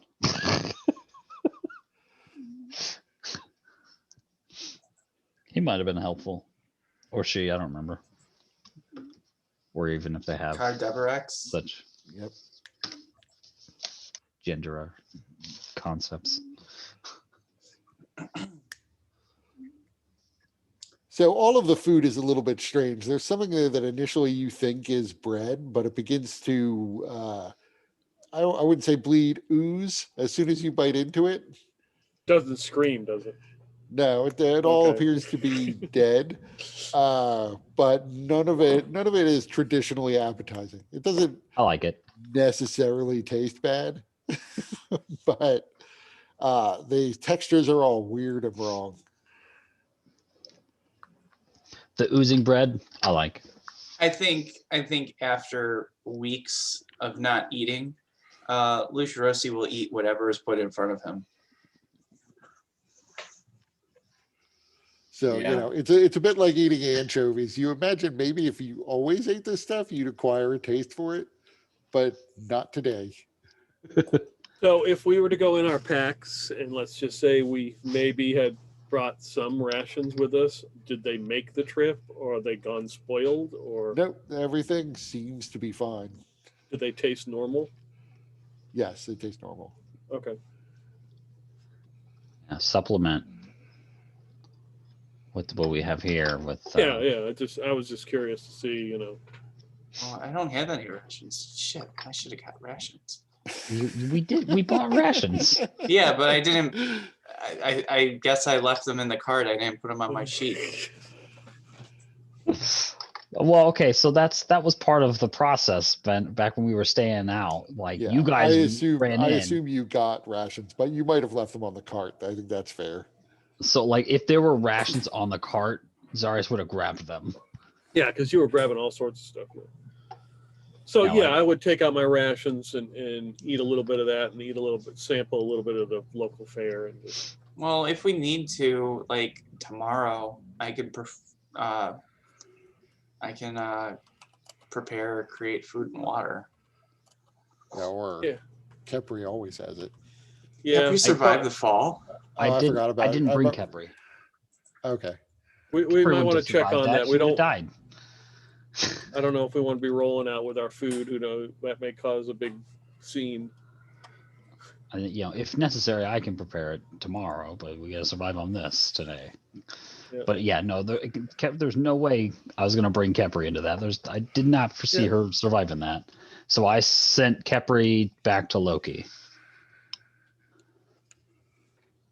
Yeah. So I mean, Zarius, you would also know. I mean, after trying some of it, all of the food is probably perfectly healthy. Whether or not it's all nutritionally balanced, who the hell knows? But there's nothing wrong with it. It's just all from species you've never seen before, none of which appear to be mammals in the traditional sense. Right. And So you're prepared saying- in strange ways to make bread bleed. You Right. saying they're not following the food pyramid? Bleeding Right. bread. They're not following the food pyramid. Son of a bitch. Space has no meaning in the void, so they can't have a pyramid. Your Euclidean geometry cannot confine their meal choices.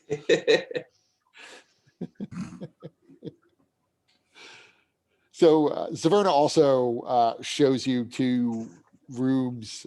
He says, "Yeah, this place is mostly empty. Do you want like one common room for your group, or do you want individual rooms? You can have either." I think it would be best not to split up. What do the rest of you think? So yeah, you can take one of the caravan rooms. And there's a common central area, and then individual bedrooms off to the side. But one common door leads into the suite of rooms. If you all want to sleep in the same bed, hey, that's on you. I don't judge reproductive practices here. I think the common room should be sufficient. The caravan room. Sure, Yes. sure. You've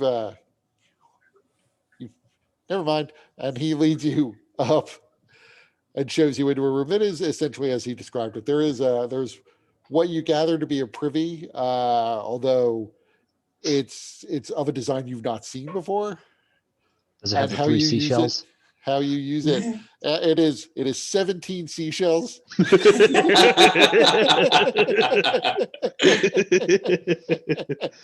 For those with the extra hands. And extra taints. You know, we don't know how many taints they got. It's true. Defecation is very strange in the void. Non-Euclidean defecation. There's an alcove in the wall that you can't determine what its purpose is. It's just sort of there. Maybe there's supposed to be like something decorative in there, but there's not. There are various strangely shaped seats again, although you can find some that will suit you. The beds, however, seem relatively normal. They're not like up, they're all low and on the ground, but it seems to be essentially a mattress on the ground. Yep, that's because there's like probably 9 mattress places here in the void, just like every other fucking place on the planet. There's no like cone head mattress against the wall. No, but the mattress is very soft. You get the sense that the mattress could be kind of folded into many different shapes. Okay. If you need anything, I'll be downstairs. I'm pretty much on duty mostly 24/7. If not, someone will be filling in for me. Obviously, come down whenever you're hungry. We can prepare meals for you. I'll let you know if I find anything on this muscle meat. Thank you. Well, I'm going to get a nap, and then I'm going to come down, and I want to hear about the story about how you got here.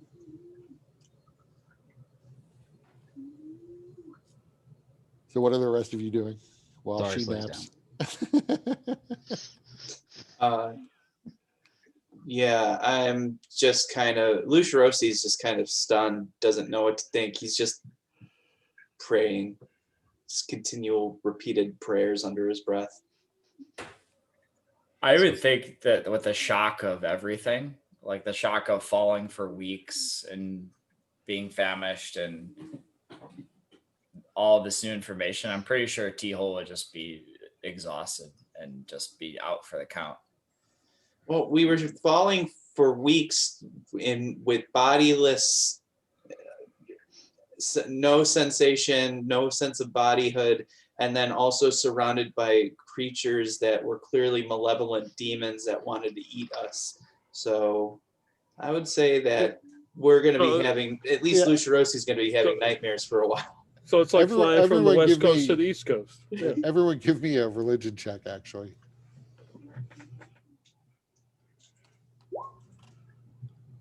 Oh. Yeah, so Luciorosi, you would realize that the spirits you were seeing really were pretty clearly undead humanoid souls. Probably interested in you because you were living and they could feed off your life force if they could get to you. And you probably murdered most of them in real life.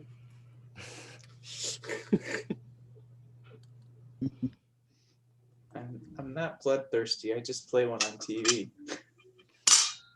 So if this bed is truly like moldable, Zarius is real fucking comfortable.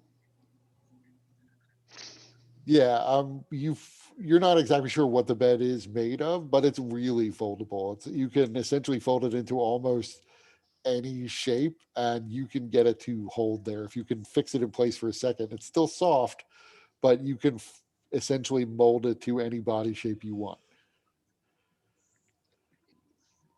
Whenever I'm done sleeping, I'm definitely going to see how much I can compress it.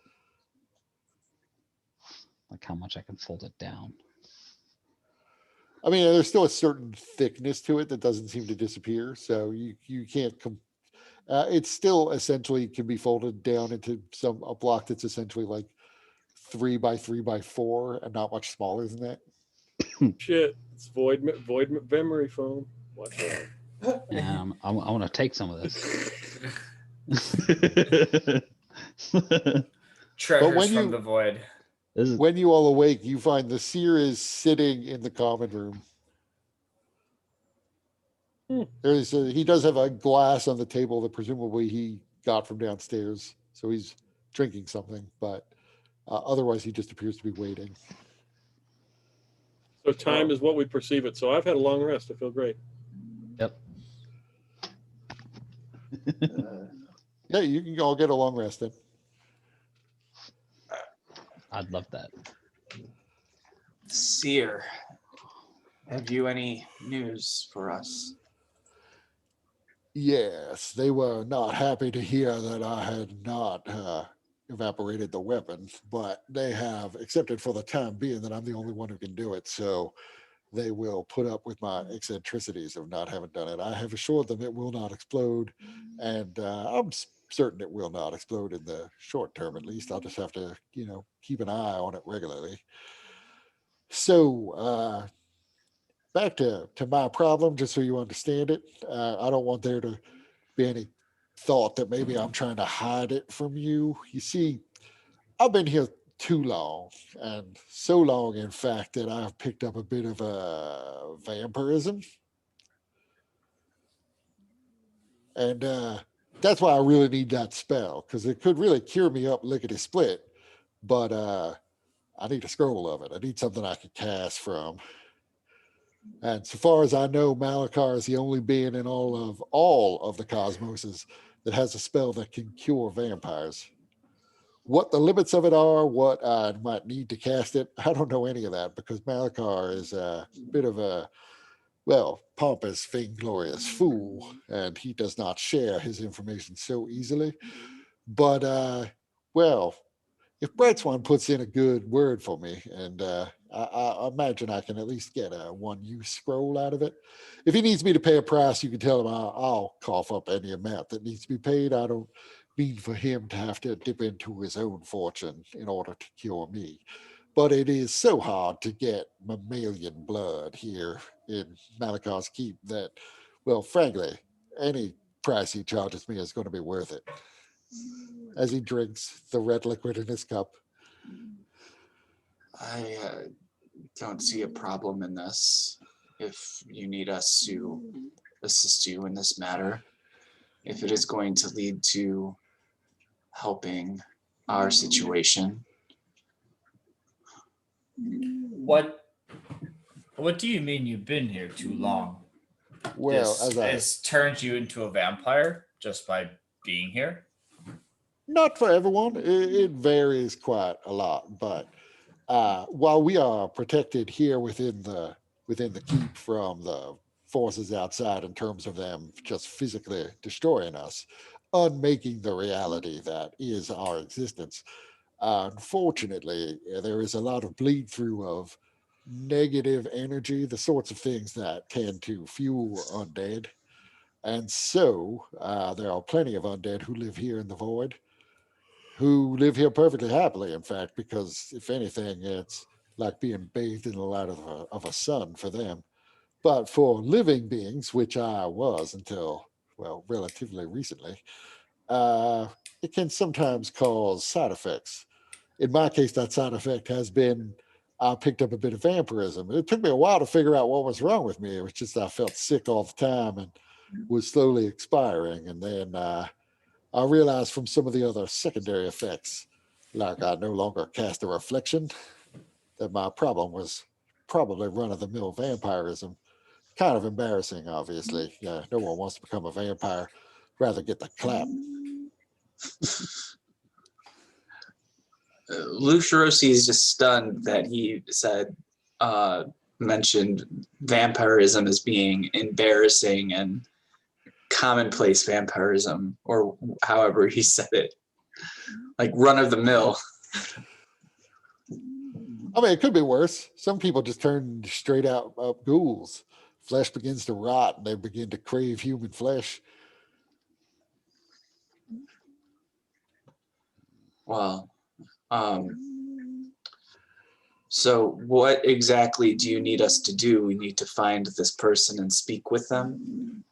Right. So, as I said, I guess there are several topics we should cover, but so the way to get the spell is going to be to find Malikar and get him to scribe a scroll, or get him to give Bratswan access to whatever she needs to scribe a scroll, one way or the other. He may say no. It might take some persuading. Like I said, I'm willing to pay whatever cost he wants. I just need to know what it is. The problem is no one's seen him in 3 years because he's been holed up in the upper part of his tower. He's even keeping his own apprentices out, the other members of his so-called order of wizards. Um, they would like for you to find them just as much as I would, which is why I'm sure when you go to the tower, Bright Swan will be so happy to finally have someone who's going to brave the gauntlet of stupid puzzles this guy put in place to keep everybody out. Now it becomes clear. So this is a gauntlet that we will be running, which no others are willing to commit to. Nobody really cares to find Malikar as part of the problem. I mean, most of the people down here in the settlement, we live just fine. We don't need Malikar coming out of his tower and telling us what to do or anything. And he frankly doesn't give a shit how we live our lives. We're mostly here because we provide enough economy to keep food and other things flowing to the tower that he needs. That's really it. If we were providing that service, he'd probably kick us all off. But we're happy usually, most people not having to deal with him because he's not always the easiest person to deal with. Bright But Swan, these however, other Bright Swan is his apprentice, as are the others in the order. They would like access to the upper part of the tower as much as anyone because that's where, if I'm understanding it correctly, all of the good magic books are located, and they're kind of left with like the lesser library on the lower levels. So Malikar set up, for reasons I don't even know, a series of tests suggesting that anyone who was worthy could pass through all of his little tests and could make it up to him.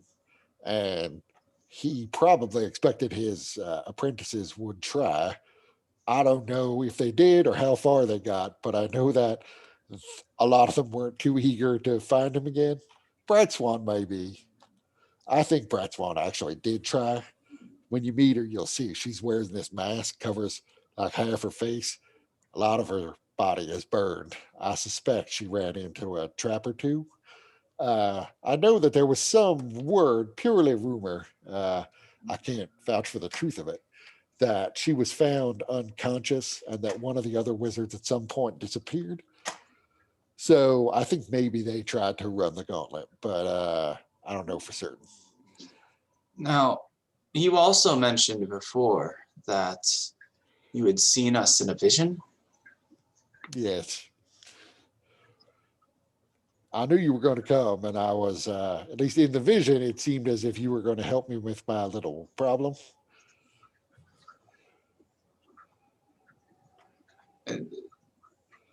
Are these visions common for you? I get them all the time. Usually not so much about me personally. That was jarring and unusual, that it was somehow wrapped into my own troubles. They're usually substantially less helpful, but I get visions of various cosmos at different times. How did you foresee us coming here? Well, the vision didn't say how you were going to get here. The vision really was of me having a conversation with you. The details are always a little bit vague, you understand. It never occurred to me it was here in the end. But I knew I was having a conversation with you, this conversation here, where I was explaining my problem to you. Although I have to say, in the vision, you were much more upset about helping a vampire. Well, vampires are People too. Thank you. They I are- appreciate that. Not they are everybody is as enlightened as that. they are threats, but you seem to be wanting to treat this problem, to rid yourself of this curse. I've Well, never see- heard of it being something that could be dispelled, but I have no problem assisting you in curbing your bloodthirst. Well, see, there's the benefit of the visions, because in my original vision, I kind of did dance around the exact nature of my problem. And you kind of found out through other means and then confronted me and were angry. And then I told you, but I'm looking for a cure. And you're like, yeah, right. So I decided to go in a different tack now that y'all are here because, it didn't work out so well for me in the last one. Let's just say that. That is fair. I have had some personal struggles, and I am a bit more quick to temper than I would like to admit. I am guessing that you should be able to, on a basic level, verify that whatever scroll you're getting is a scroll to cure vampirism. Like I said, if I don't think Malikar is just going to give you a copy of the spell, or give me a copy of the spell for that matter. But maybe once we get the scroll, we can find a way to make a second copy. If you want a copy, frankly, like I said, he is the only arcanist I'm aware of who has ever found any sort of purely spell-based cure for vampirism. That is definitely a discovery that, frankly, many cosmoses could need. Yes, I mean, does Lucia Rossi have a sense of how common vampirism is in our world? I wouldn't say you would have a sense of how common it is. You know they exist. You know that there is what the church considers to be a sort of problematic romantic literature about them. So they're super, super popular in terms of just as literary characters, where people frequently ignore that they are evil incarnate and murder. The fragmented empire's version of Twilight. But I mean, so the popular perception is that they're probably really common. And your perception is that you, to the best of your knowledge, have never met one. Okay. All right. Well, that certainly could be wonderful knowledge to bring to the church. Perhaps even if we were to do this, they would lift whatever warrants they have for me. So on to the second matter, I do think it is possible that we might be able to close both ends simultaneously. It will require some calculations, and it will require a little bit of split-second timing. Now, the good news is my split seconds are subjective, but I don't believe, if I understand your world, that you have subjective time there. Is that right? No, time only goes in one direction at very consistent intervals. So yeah, we will have to work out the timing. I think it should be possible for us to do it though, because all I will need for you to do is to adjust your perception of time so that your travel back is essentially instantaneous. Then essentially count to 100. We'll pick a number. We'll have to work on getting our timing exactly correct so that we both begin the ritual on both sides in the same subjective/objective time frame, so that we are closing it at a consistent rate on both sides. How All right. big was the opening on your end?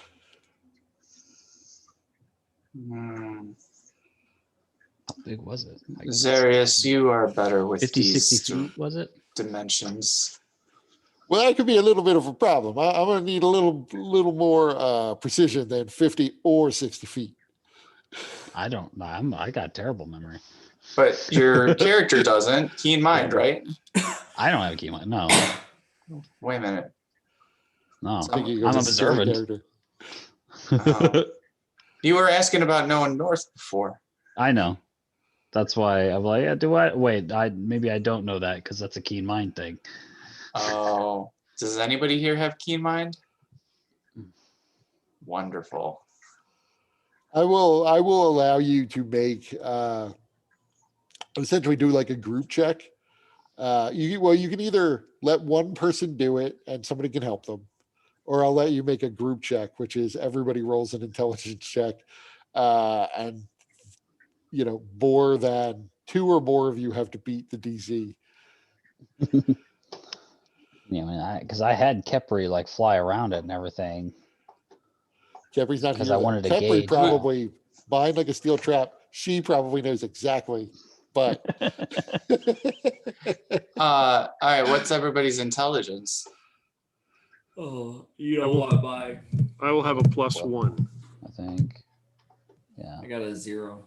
Are you? Yeah. I mean, you would get jack of all trades. So unless you're at -1 intelligence. Oh, okay. So I would get a plus. It would be a +3 then, right? Half my proficiency. Yeah. Yeah. So what's yours, Arius? Just +1. Yeah, mine's +1. I feel more comfortable kind of just helping Well, so Aurelia. yeah, it should probably be Zarius helps Aurelia. The two of them sort of discuss what they remember and try to jog each other's memories, and then we'll let Aurelia roll with advantage. Although whatever number you come up with, you're going to think it's correct. So Thank God it was with advantage. so you Can are I still somehow have an action point. Can I use an action point to do like a super help and maybe add like, She got a 22. I know, but just in case, we want exact as close to exact as possible. So getting it as high as possible would be good. So could I add like a D4 or something to that check using the action point? I would definitely allow that. Okay. So. Okay. So after kicking it around, you realize that you were kind of thinking of it as 50 feet or so when you were a distance away from it. But when you got up to it, you realized you were probably underestimating the width of the river a bit. And it's actually more like 85 feet. Okay.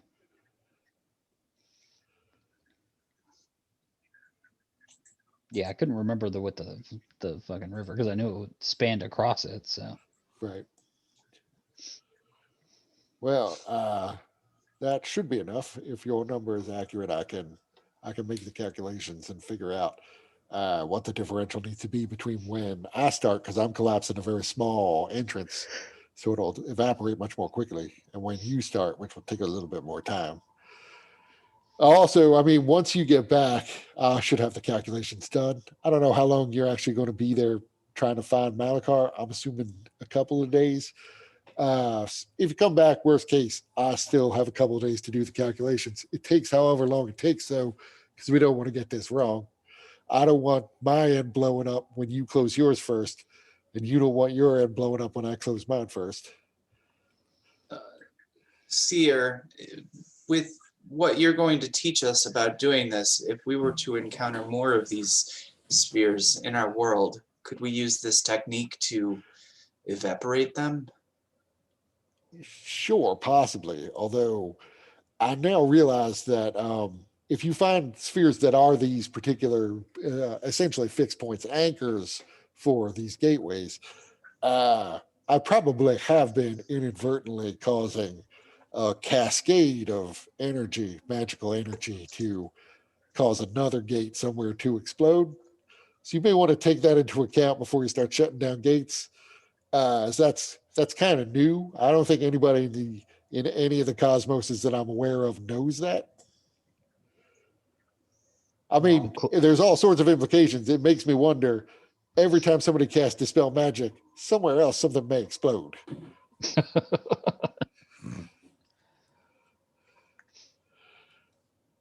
Well, I suppose one thing at a time. Yes. But you know, when you cast dispel magic, you're dispelling what? Like maybe somebody's like polymorphed. That is a pinprick of an explosion somewhere, even worst case scenario. Here you are talking about potentially, like you said, blowing away entire cities. Although from what you said, with them being scooped out, I wouldn't expect it to be like a neat little disintegration. I would expect a full-on explosion, Russian wind, like a crater, not a perfectly formed spherical depression. That sounds more just like a scathed weapon hitting and expanding, which they tend to do. So they can use, sometimes the bigger ones can reach like a diameter of, well, up to a mile. And then that will just form a bowl, like someone cut it out with an ice cream scoop.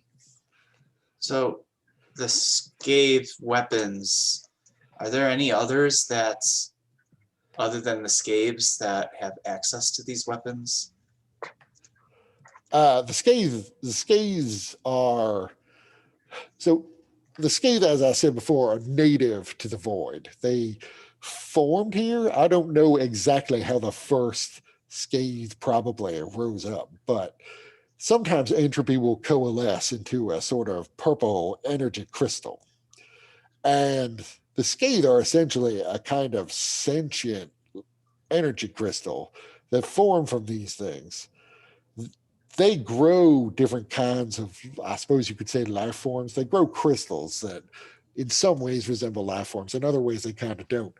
One of the sorts of things that is, uh, I don't know what the most like, what the best analog would be in your world, but they grow a certain kind of crystal that will bear periodically tiny little voids, little balls of negative energy that can disintegrate whatever falls into them. To the scathe, these are perfectly harmless, but to physical matter from our worlds, they are devastating because they can unmake them in an instant just by contacting them. On very rare occasions, sometimes they don't form correctly, and they can, in fact, form bridges between two different points, either in the void or between the void and somewhere else, which seems to be what happened in our case. I am unaware of anyone else who can make these weapons, but I do know that when they do appear in physical universes, they tend to be referred to as spheres of annihilation. There are other names, but that is a very common name for them. And anything that falls into them, instead of being gated to somewhere in the void, although that can be bad enough depending on where you wind up, they are simply destroyed. They are unmade as if they were exposed to the pure stuff that is the void itself, pure entropy. So we have heard perhaps several of these things, perhaps more than we're even aware, have caused great devastation on our world. I'm just wondering if this means that the Scave are actively trying to engage in destroying our world, or what might be happening. Anything is possible. The Scathe believe that they are at war with a variety of physical races, of positive energy races. They believe that there are certain things that we have that they lack, uh, at least in a philosophical sense. So they're sentient, they're intelligent, they seem to have some sort of analog to emotions. I don't know that their emotional range is precisely the same as ours, but similar. They believe that once upon a time that they were positive energy creatures just like we are, that they were cursed by positive energy creatures into the state they're in now, forced to live in the void. I don't think so. I think they are actually native to the void, but can't convince them of that. So that's why they attack people like us, physical creatures, in what they consider to be their space, because they hate us, thinking that we are part of some conspiracy to deny them happiness. I guess I don't know what their ultimate goal is. I know that if they could access other cosmoses like yours, they might attack them. Frankly, if they could do that, though, I would expect most worlds have a kind of nexus of positive energy, sort of like an antithesis to the void itself. The creatures that live there would be the ones they'd hate most. That's pure positive energy, and that's what they think was stolen from them. Although I could say, if anybody was sort of tapping the void to try to draw out energy from it, that would be a pretty good weapon in most physical universes. It'd be incredibly dangerous. So dangerous, in fact, I don't know why anyone would do it, particularly from your universe. Wouldn't that just wake up Thuriston? There are apparently individuals trying to do exactly that. Well, if Thuriston is real, that might do it. If there was a big enough shift of energy from this plane into your plane, I don't know what effect that would have on Eternity's doorstep. Could crack it, Crack it like an egg.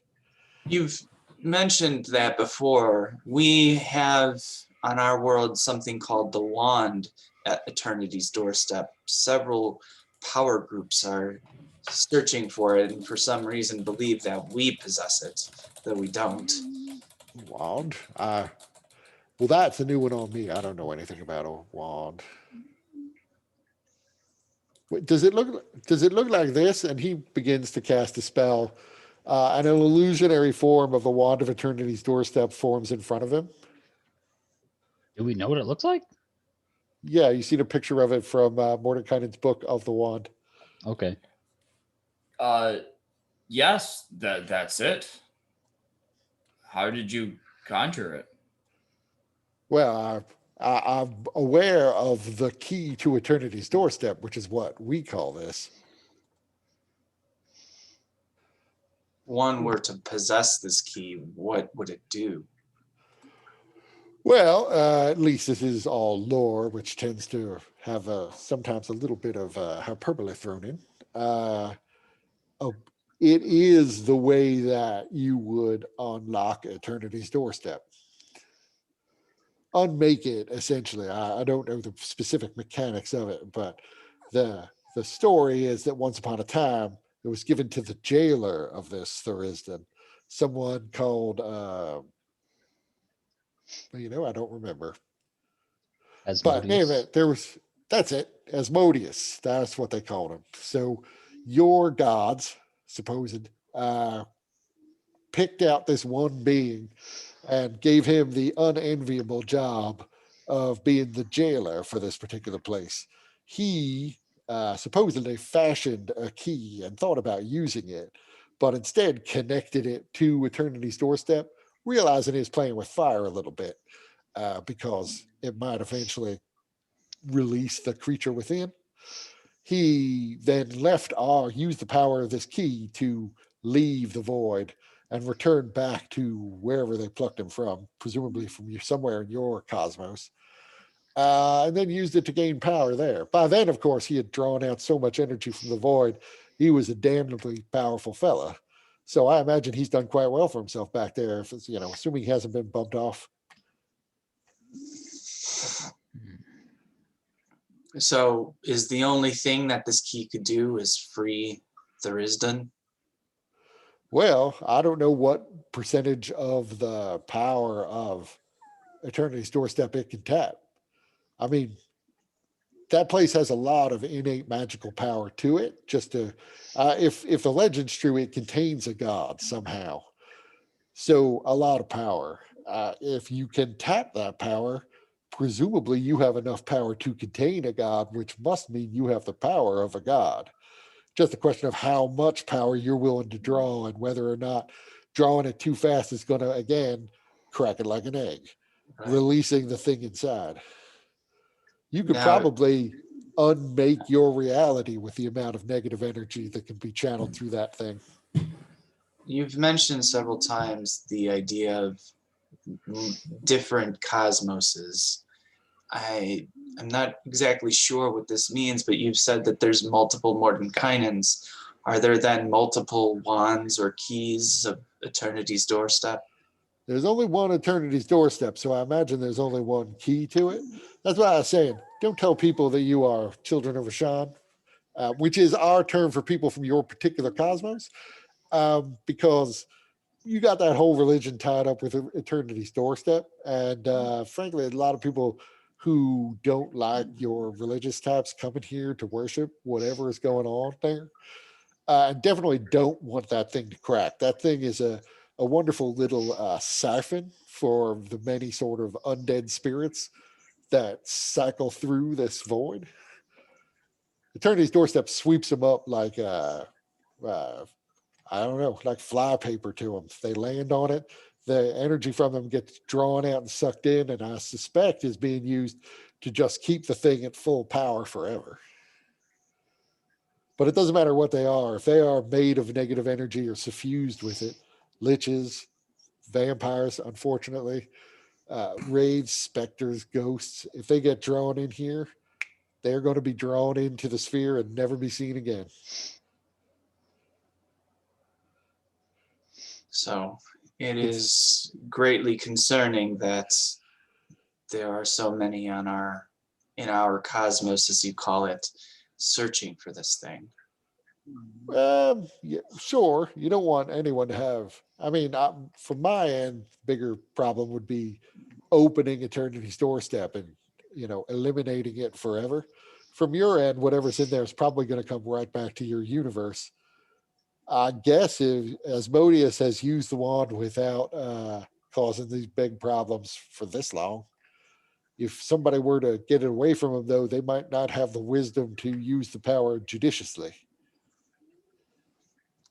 Seer, do you have any understanding of this, or anything that we might be able to glean that would help us understand why so many individuals might think that we possess this wand? I honestly couldn't look. I would say, relative you and me, you probably as a group are more powerful than I am. Why people would think you have the wand, I don't know, because I would expect you to be exponentially more powerful. Like I said, power of a god, if you could use the wand. So the circumstances that lead people to thinking you have it, I don't know. And I'm not that up on all the religious lore. I imagine, though, a pretty good source of information would be the gigantic library in Malakar's tower. And hearing that, T-Hole perks up. A gigantic library. Is I mean, the that tower extends up into the sky a good 200 feet, and most of it's library. is this? Can anybody go to this library? No. In fact, even the apprentices can't get to the books on magic because Malikar locked them out and put a bunch of death traps in front of them. Which is what we're there the to lower do. levels, yeah, the lower library does have a lot of books. They have some books on religion. I don't know how they organize them, but the rumor is Malikar took all the good books, the books that help in magical research, and locked them behind very solid doors with him. Of When course.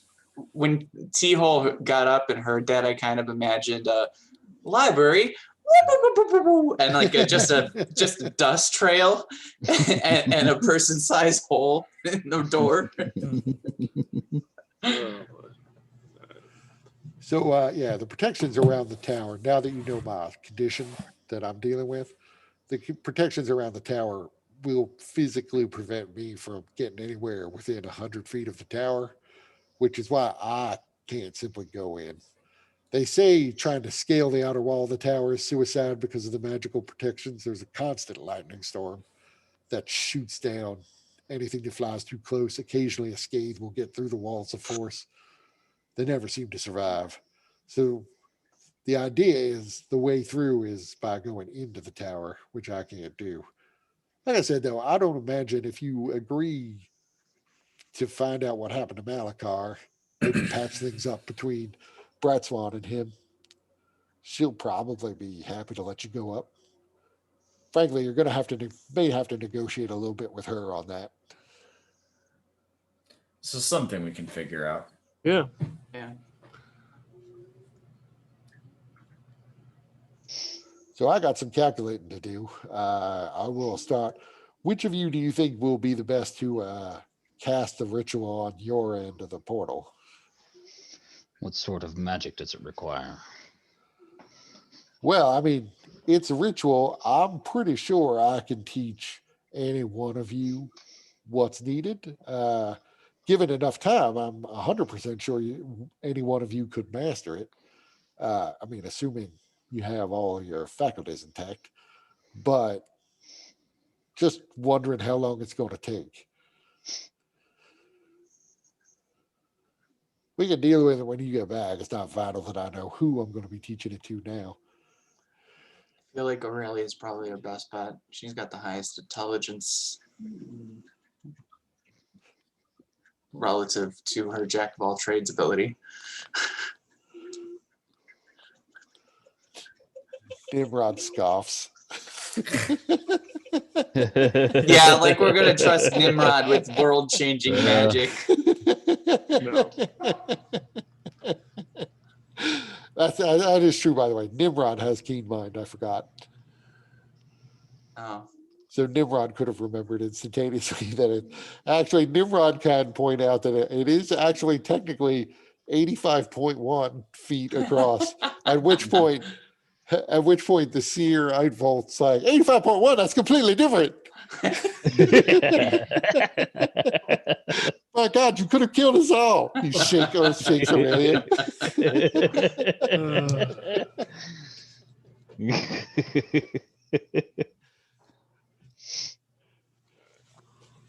So that's where we'll end it. All right. Since it's 3:30 in the morning my time. I gotta get up in 3 hours, so oh boy. I'm so sorry. You should have said something earlier. I could have easily wrapped it up. Like right when you got out of the portal would have been a fine place to wrap it up. all right. That's all right. Yes. All right, well, Unfortunately, yeah, time is not 12? subjective anymore, so it Yeah. took till 3:30. See you guys. All No, right, not thank you. level 12 yet. Oh, all right. Actually, you know what? Fine. Well, Tony's still That's here. but okay. He Dustin's won't not. know. Yeah, Dustin, for Dustin won't logging know. off, Dustin's penalty is he doesn't get to level up. Everyone else can, as levels won't really matter so much in this next part. Okay. And I was going to Okay. let you level up after the next part, so who cares? Do it now. All right. Okay, Cool. cool. All right. All right. All right, Later. talk to you later. Thanks, Kurt. But